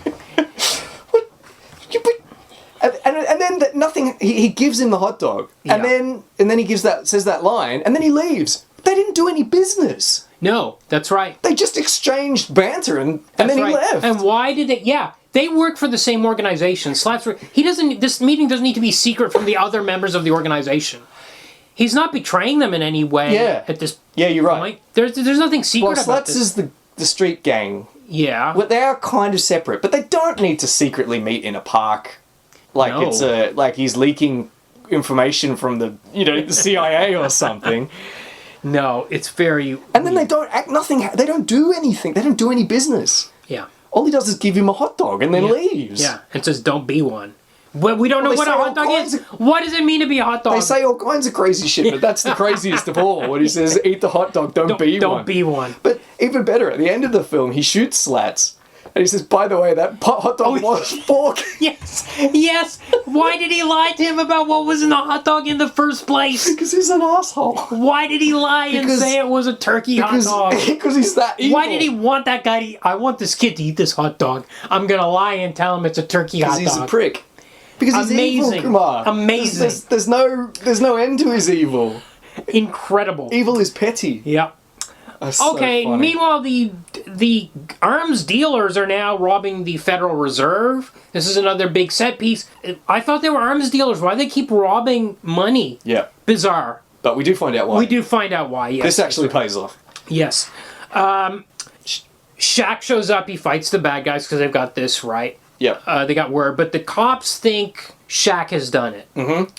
Very reasonably, because Shaq is indulging in a lot of property damage. Oh, yeah. And this time, when he leaves the scene on the bike, they have what's called a rabbit hole, which is a truck. It's just like Knight Rider. The back of the truck opens and he rides up in there. They've got this super high-tech van, which I guess they built in the junkyard as well, which is like a mobile fortress that he can just ride his bike up into. Yeah, it's kind of like discount Batman, because he's just got all these... Yep. He's got lots of gadgets, and he's got a terrible cave in a junkyard. But hang on. to get to the van, Shaq has had to escape from the cops. Yes. Okay, so now so first of all, Shaq's bike has what they call the countermeasures, which is that it releases a bunch of caltrops. Yeah. Yeah. Right, just all over the street. Yeah. And the cop cars drive over it. Yeah. And blow out all their tyres, and now they can't chase Shaq anymore. Yeah. Okay, number one, is this stopping getting the guns off the street? Destroying cop cars? Yeah. No. Number two, there are now caltrops all over the road. Look, that is true. Anybody driving over that, his car is going to get Yes, trashed. I'm going to argue that we're going to see the same stuff in Batman Begins and Dark Knight. Similar damage from Batman that he's like, what about the civilians are just irrelevant. Yeah, it's a superhero because they're movie. the designated hero. Yeah. I mean, it reaches its apotheosis in Man of Steel, doesn't it? Where Oh yeah. Oh yes. where Superman levels and in most of a block. and makes out with Lois Lane while people are dying. But this is we'll get to that. We'll do that one day. Man of Steel is oh no, wait, it's DCU. It is isn't DCU. Ah, it's out of contention. By the way, this movie was supposed to sync. It was supposed to be the DCU with the Nicolas Cage Superman movie. Supposedly, Really? I didn't I've see heard that. I don't know how true it is, Well, but I that heard a didn't rumor happen. that it was supposed to We'll be find a out why crossover. that didn't happen. Yeah. That's interesting to hear that. I didn't see anything about that. Anyway, so there's now caltrops all over the road. Yeah. That could affect anyone. Yeah. Yeah. Absolutely. Someone might come by on a motorbike. They're fucked. Yeah. Then, more cop cars come. They're still chasing him. Shaq puts his hammer on the front of his bike. Some little handles come off it. He's turned it into a laser. Yeah. Yes. Is it a petrol tanker? It can't Yeah. be. No. It's water. Okay, it's a water tanker. But he lasers it as he drives by, so that all the water pours out on the street. There was a guy standing there. Yep. Next to that, the guy, like the driver of that truck, and he's like, "Whoa!" He could have easily been decapitated. Yeah. By that laser. Yeah, and now he's been hit by like a wall of water, Yeah. which is enough to stop the cop car. Yeah. So Shaq, fleeing the legal consequences of his own vigilantism, is now destroying a water tanker in the middle of the street. Yeah. This has gone from this is not a minor crime anymore. Yeah. He's causing thousands and thousands of dollars worth of damage now. Yeah. And it's not doing anything about the guns. Yeah. So the bad guys. But he's the goodie. He's such a good, polite boy. Yes. The bad guys triangulate their location through the receiver they've been using. Yeah. Now, the transceiver. Now, this was a bit confusing to me. So, it seems like first they figure out where Shaq lives with Grandma, because then the cops storm into that place and he fights them. But then later they catch Annabeth Gish. Yeah. Maybe the cops figured out where Shaq was. Judd Nelson dobs him in. So Judd Nelson has figured out, he knows, like, as you said, there's a 7.5 foot tall guy with high-tech weaponry running around wearing a mask. Who could it be? Yeah. Judd Nelson knows immediately who it is. Okay. And so he calls up the cops. Remember, they're drinking champagne. Yeah, they drink champagne to celebrate. To celebrate robbing the Federal Reserve. And he says, would you like to know where the vigilante firing off those high-tech weapons lives? Because I can tell you. So he's stopped in. Okay. But then he's used the triangulation info to abduct Annabeth Gish. That's right. Later on in the next... But not just yet, because Shaq's got to go to jail first. Yeah. Yes. Oh, yeah. So he gets arrested. There's a police lineup scene where nobody wants to finger him. Exactly, like the couple that he arrested, the mugged couple. It's a good thing they didn't own that water tanker. Or it's a good thing they didn't drive over or step on any of those caltrops, or they might have had a different opinion. Yeah. By the way, the detective in the lineup scene is this actor, Gary Graham. Yeah. I just wanted to point him out because he looked very familiar to me. Okay. He was the Vulcan ambassador Soval on several episodes of Enterprise. And he was also the lead in the TV version of Alienation, which was the Kenneth Johnson project. So there's a connection one there. Scene here. They knew one another. Yeah. Hey, I'm running out of money, mate. So can you come and appear in this movie? So we get the lineup. Then he ends up thrown in jail. But Annabeth uses some very high tech. Everything's so high tech. I'm like, why don't you use this to better humanity instead of living in a junkyard? Is there a better use than busting Shaq out of jail? So they commit fraud. Yeah. So she has a voice changer, yep. which can duplicate anybody's voice after hearing 2 sentences in their mouth. Yep. And she can get on the phone. We've seen this in other movies, kind of thing. But she's done it in a junkyard. Yep. And she uses it to pretend to be the DA yep. to get Shaq released from jail. So they've got his signature, which Uncle Joe has managed to get by pretending to deliver him a package or something. It's a Publishers Clearinghouse sweepstakes letter, which he had to sign for. Yeah, I'm sure the DA's signing for that sort of shit all the time. Yeah. I'm sure he doesn't have himself secretaries. Personally, yeah. Yeah, he's personally signed for. This is junk mail. Yeah. Publishers Clearinghouse is junk mail. Yeah. And he's signed for it. Okay. He's come out of his office. Oh, yeah. And he's signed for it. Yeah. Sure. Then he answers his own phone. Yeah. Because then Sparks calls him up pretending to be from the mayor's office. Yeah. Asks him a few questions to get the voice recording. Mm-hmm. Then calls up the jail where Shaq is being held for questioning because they haven't charged him because they can't get anyone to identify him in a lineup. Yeah. And the DA just says, you got to let him out. But it's actually just Sparks doing a voice changer. Yeah. And then Shaq gives the Shaq grin. Yeah. Yeah. The only time he does that, because I imagine the director was telling him not to do it because it makes him look really smug. So he gives a smug to like the asshole detective or the sort of like the beat cop that's in charge of the jail.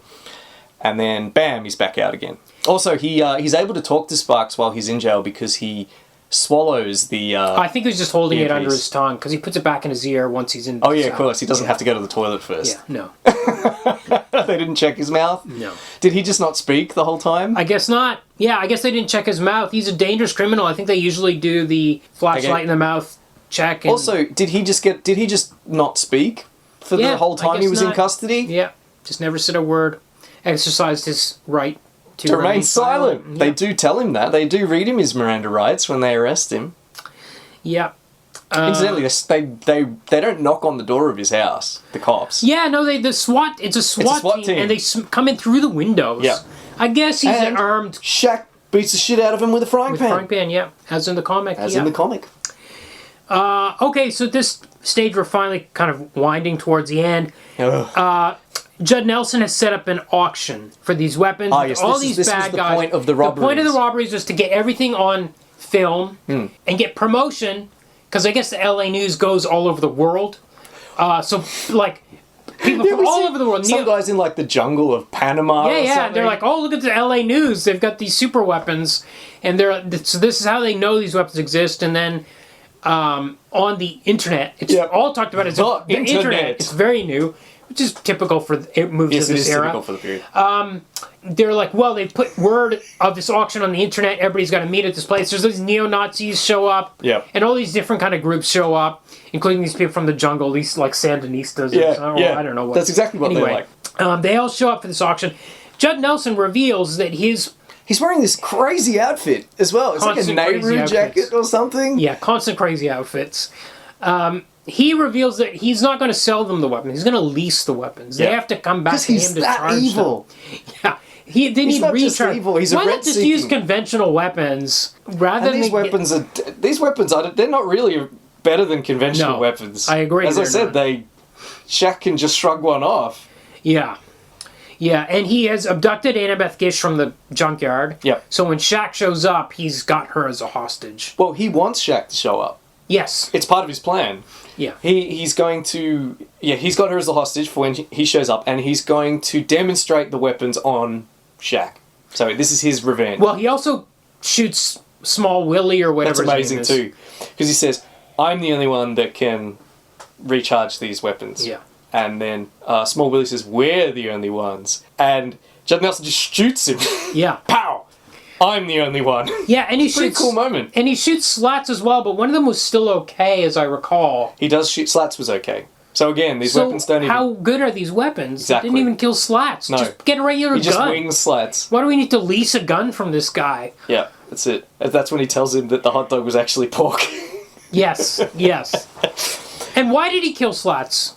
Just because He did say some reason. I can't remember. It was I don't remember he either. didn't need them anymore. Yeah, that's it. He was finished. Oh no, he says, well, I always use rats to test my weapons. Yes, that's right. So they've exhausted their usefulness. Yes, because I guess they promoted them Yep. to these groups. These groups are aware of the weapons. Now they're going to lease the weapons. They say, why don't you just keep robbing stuff? And he says, but they answer their own question and say, because he wants power. He wants the power that comes from leasing the weapons? Yeah. Why does that make you powerful exactly? I guess he has a hold over them because they need these superior weapons. Yeah, I guess. He's just evil. He does things for evil's sake. He always does, like lying about whether or not a hot dog is turkey meat or pork meat. Yes. Why did he do that? Yes. Okay, so now Annabeth, but she has tricked out her wheelchair. Yeah. With all sorts of laser weapons and stuff, blows the place up. Yeah. This allows Shaq to get back into action. She ends up shooting him, like, by accident as well a bunch of times. By the way, this is a tricked out wheelchair. Nathaniel's a weapons designer. Did he not notice? Not notice that this wheelchair is not your standard wheelchair. Why didn't he get her out of that wheelchair and put her in just kind of like a regular one? Yeah, or any... Nah, it doesn't matter. Doesn't matter. Doesn't matter. Anyways, now we get a big fight. This is where the thing with the free throw with the grenade happens. What? Now, I watched this with Ashwin last night. We could not figure out what happened to Nathaniel at the end of the movie. He kills himself. He's hoisted on his own petard. He tries to shoot Shaq with one of the sonic boom weapons. Okay. And it blasts him back into the burning building, and it collapses around him. Okay, so he could have survived for a sequel. He could have, especially because the Colonel says they're still combing the remains of the building looking for his teeth. Oh, right, okay. Because to get a dental identification because he's going to be so badly burned. Which I thought was a bit macabre for this film. Yeah. But as you say, it could have been a sequel hook. Nathaniel could have returned. Yeah. Because we don't actually see him die. Yeah, but it was so subtle that I was like, did he die in the explosion or what happened? I couldn't actually remember it.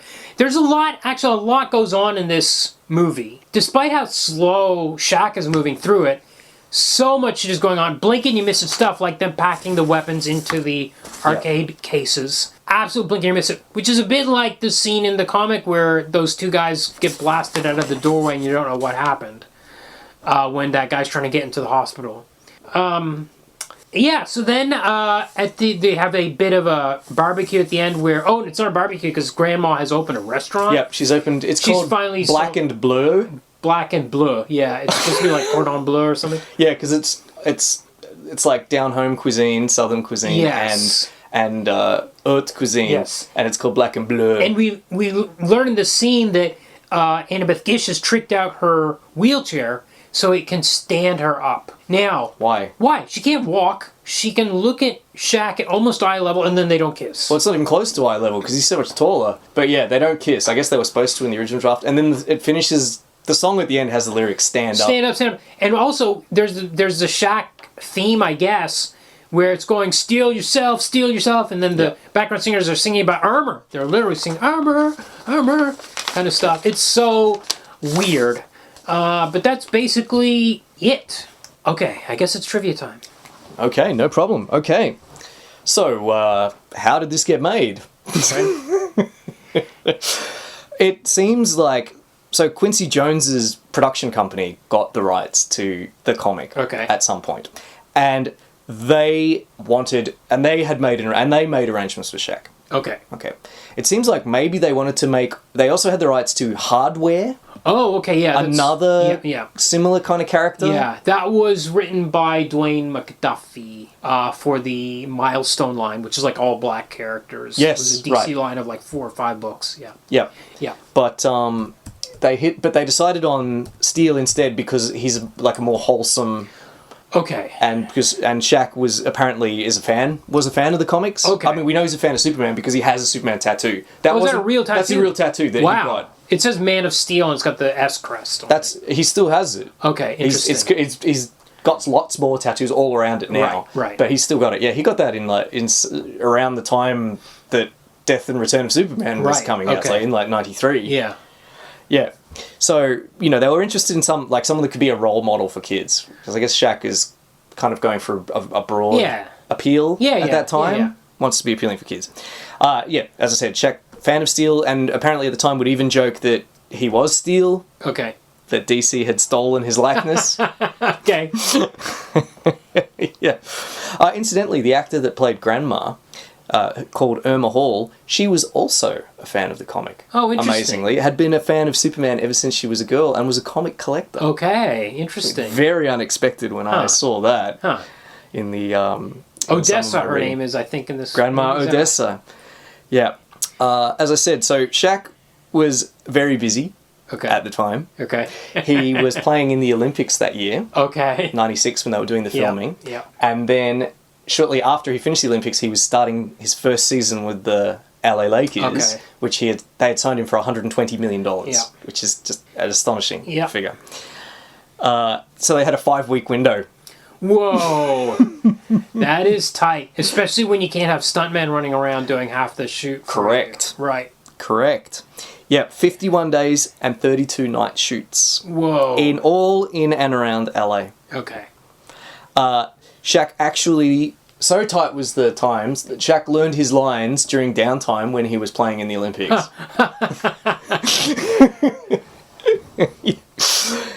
They won the gold medal that year. Yes. The American. Well, was that the first year of... With the dream It was team. ridiculous to have the U.S. Professional basketballers Professional playing in an basketball amateur competition. Yeah, Agreed. it was a joke for many years. Yep. Yeah. Yep.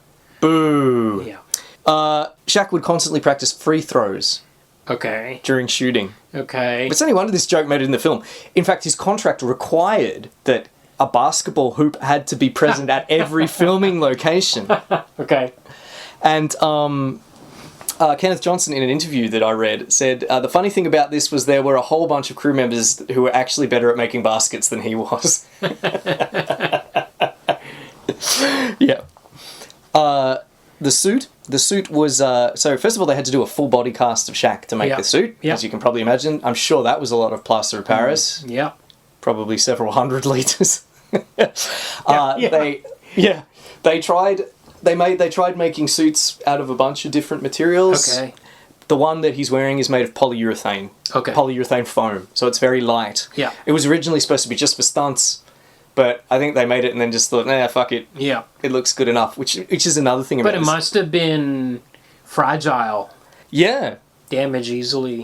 I Yeah. would imagine. I'm sure it was. Well, we saw a bit fall off it, Yeah, which yeah. I'm sure. Yeah, I just yeah. I so badly want to believe that was an accident. But I get why did they just settle on the polyurethane one? Well, here's another thing. This film, first of all, it was rushed, Yes, okay.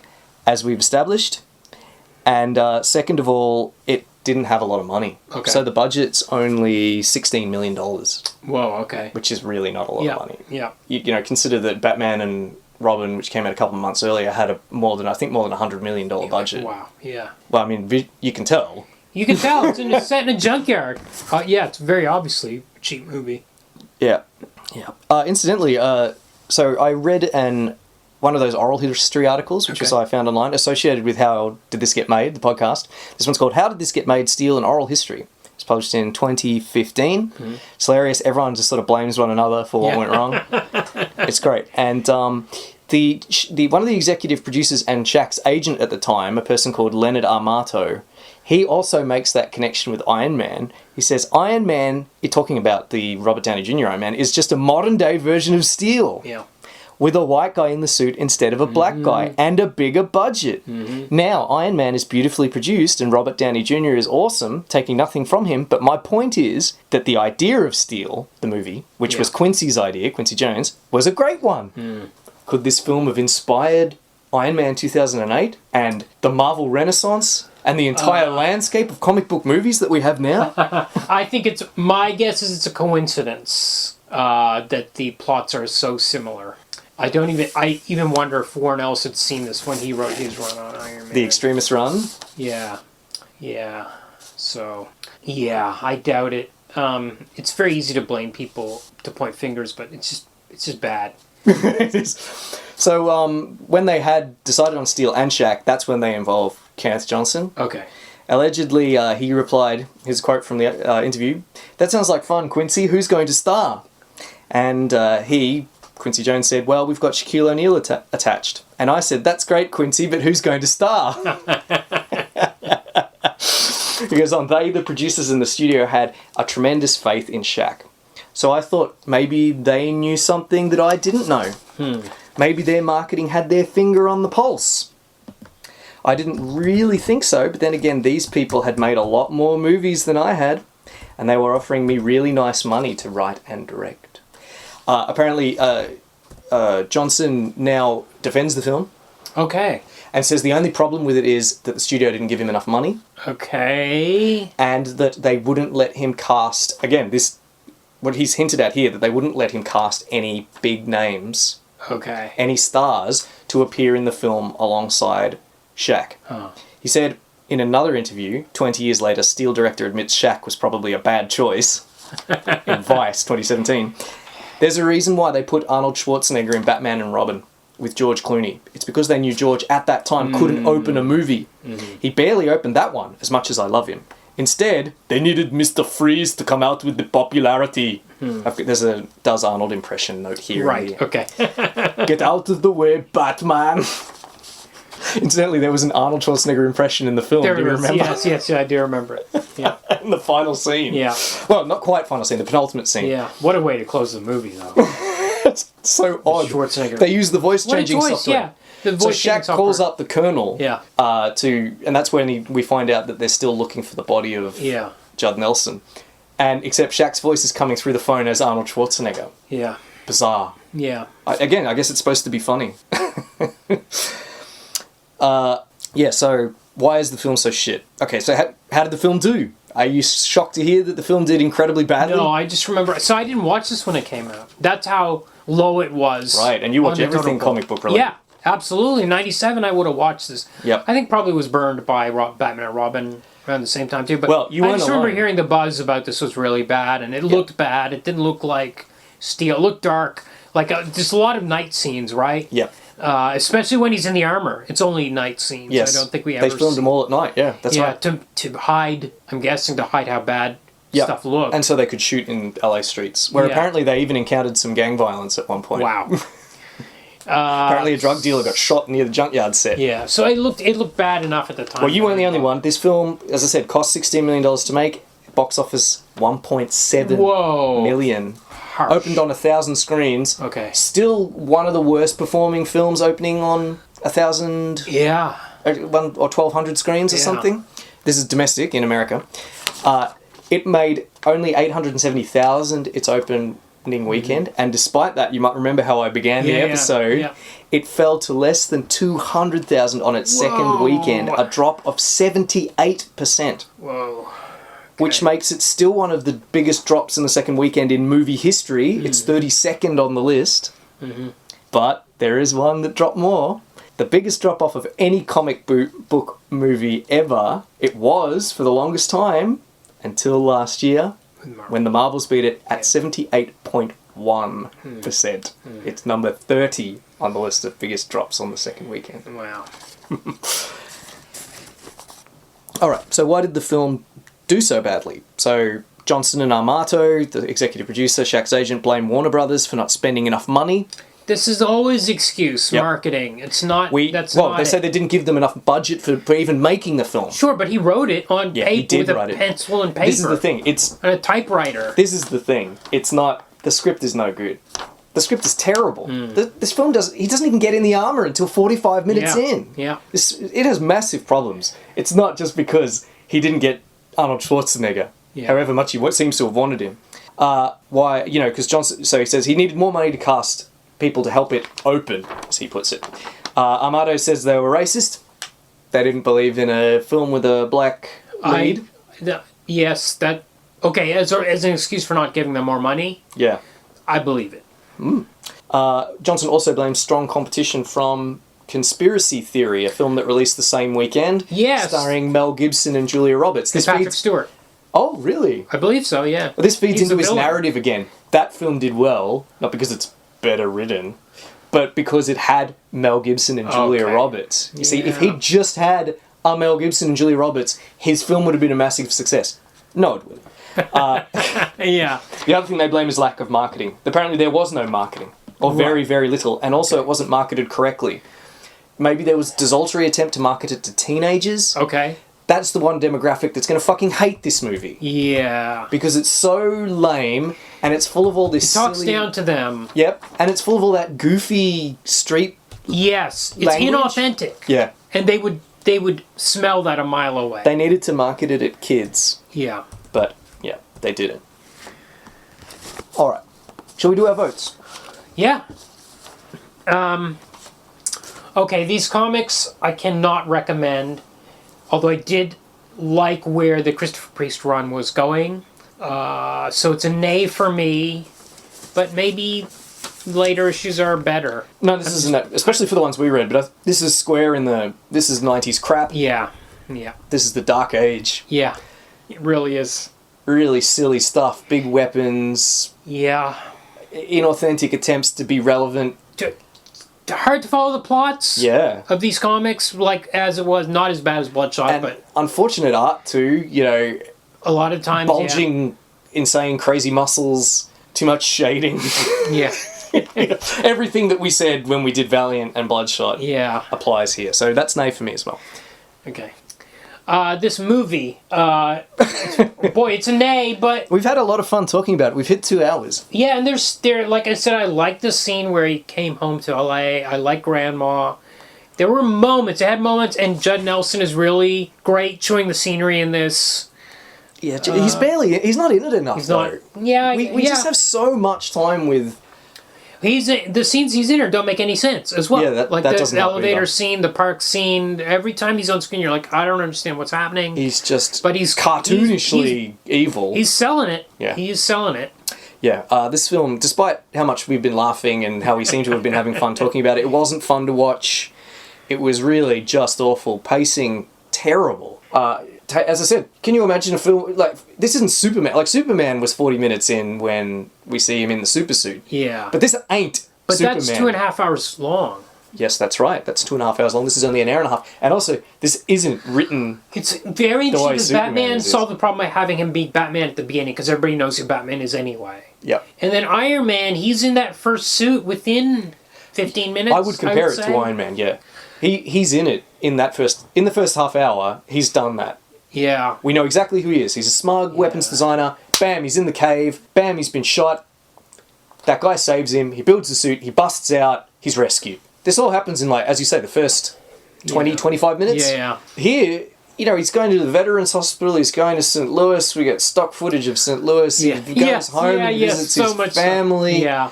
We get a courtroom scene, which goes too long. Shaq looks like a giant sitting at a, as you said, that's really good, sitting at a tea party, a kid's tea party.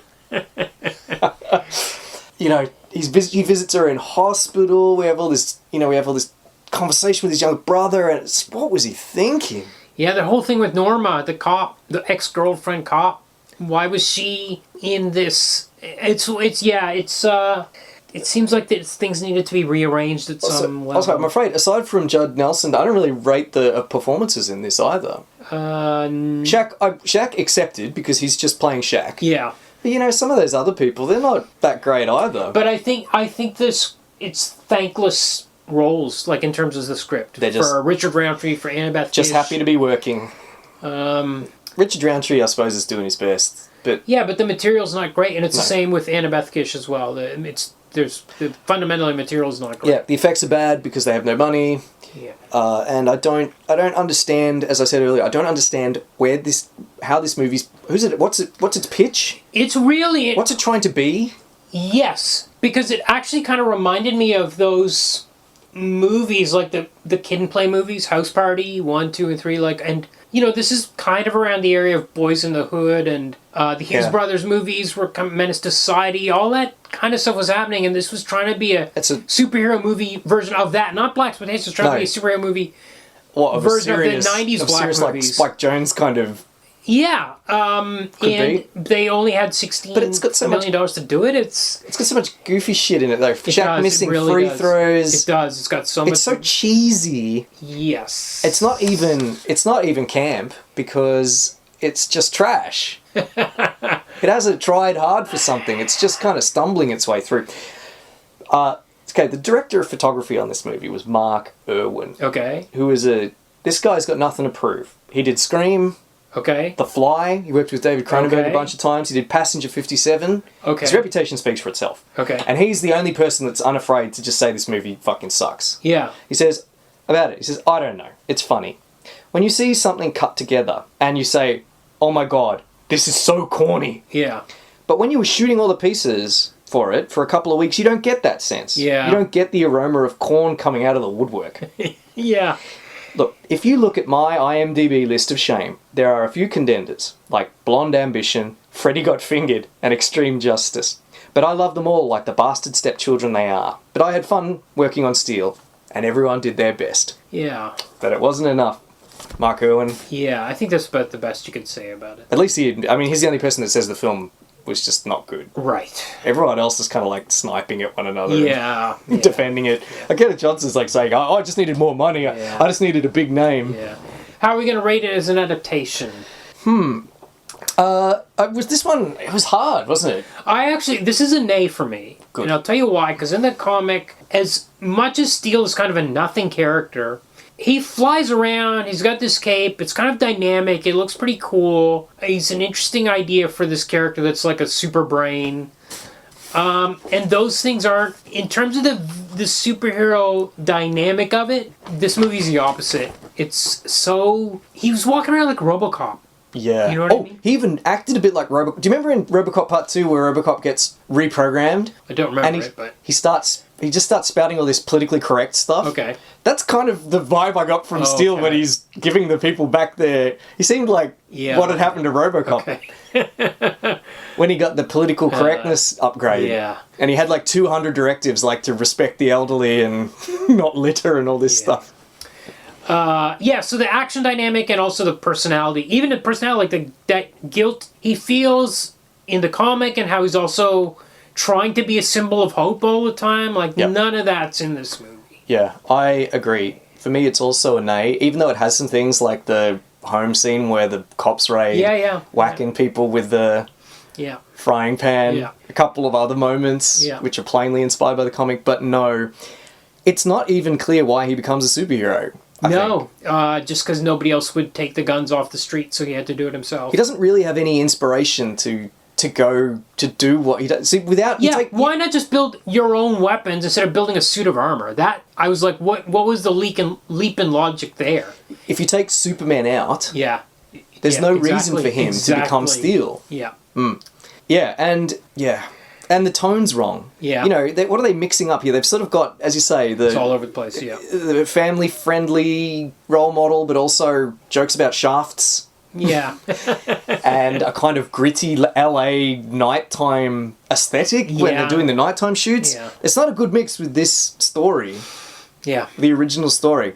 Look, even Kenneth Johnson had something to say about it. So they asked, the people interviewing him for 20 years later asked him, anyone looking back on the movie can tell it may have been rushed, as you indicated. Not only that, it didn't really match the subject material at all. Expand on that choice. And he said, they needed a script in a hurry. When I took a look at the source material, I said, guys, have you read this comic book? This is no PG-13 movie we're talking about here. This is some R-rated material. What? I suppose with people getting blown up by the Toastmasters. I guess so. He says the comic itself was filled with these weapons that were blowing blood and brains on the wall. Yeah. I told him I couldn't do it like this. Somebody does get ripped into two that's on tar. Somebody's on the tar and the Hulk and ripped in a silhouette. Yeah, that's right. And so they said, no, it has to be PG-13. Okay. Just do it and do whatever with it. So that's what happened there, and that's why it's a bad adaptation. Sorry, Kenneth Johnson, but he's just clearly just doing it for the paycheck. Yeah. One final thing. Okay. For Johnson, the payoff, as he put it, is that 2 months after the film came out, he had lunch with Billy Gerber, who was vice president of Warner Brothers, I think, but had been fired after this movie came out. Okay. This movie incidentally killed comic book movies for years, didn't it? The bad reception for Batman and Robin and this one flopping pretty much put paid to especially campy superhero movies. Billy, I said, explain to me why you wouldn't give me a star. He just doesn't shut up about this. To have a chance of opening the picture. And Billy said, well, you know, up until the week before they started shooting, presumably, we were really having second thoughts about the prospect. We heard your concerns and we were thinking that maybe we ought to pull Shaq out of it and put in Wesley Snipes. Whoa. A year before Blade. Well, okay. Or somebody like that, pretty formidable. Yeah, of course. That would have been great, says Johnson. Why did you not do that? Well, Billy said, I'll tell you. The marketing department at Warner's came to us and said they thought they could sell more toys with Shaq than they could with Wesley. Yeah. Incidentally, in this same interview, Johnson claims that the week after the film was released, the entire marketing department at Warner Brothers was sacked. please like, rate, review, and subscribe. Yes, please comment. Please send us an email at the email address in the show notes. Please join us on Facebook. Please join us on Instagram. The Instagram's a bit dead at the moment, but I will rebuild it in the next couple of months. Please join our Patreon at patreon.com/comicbookmovieoblivion. We do need the money for, especially for hosting fees, because these episodes are long. And this one's no exception. yeah. Yeah, I think that covers all those bases. I should actually write these down so I can remember them. Okay, next week we're going to start a run on Death Note. Indeed. So we will do the 2-part Death Note, the Japanese Death Note movies. We'll do the Netflix Death Note. Mm-hmm. And then maybe we'll decide about the other 2 Japanese Death Note movies, because they're 2 spin-offs. Hell Save the World and one other? Yes, another one that's from like much later. That was like 10 years later. But we'll do those 3 for sure. So get those 12 volumes of Death Note read if you're planning to follow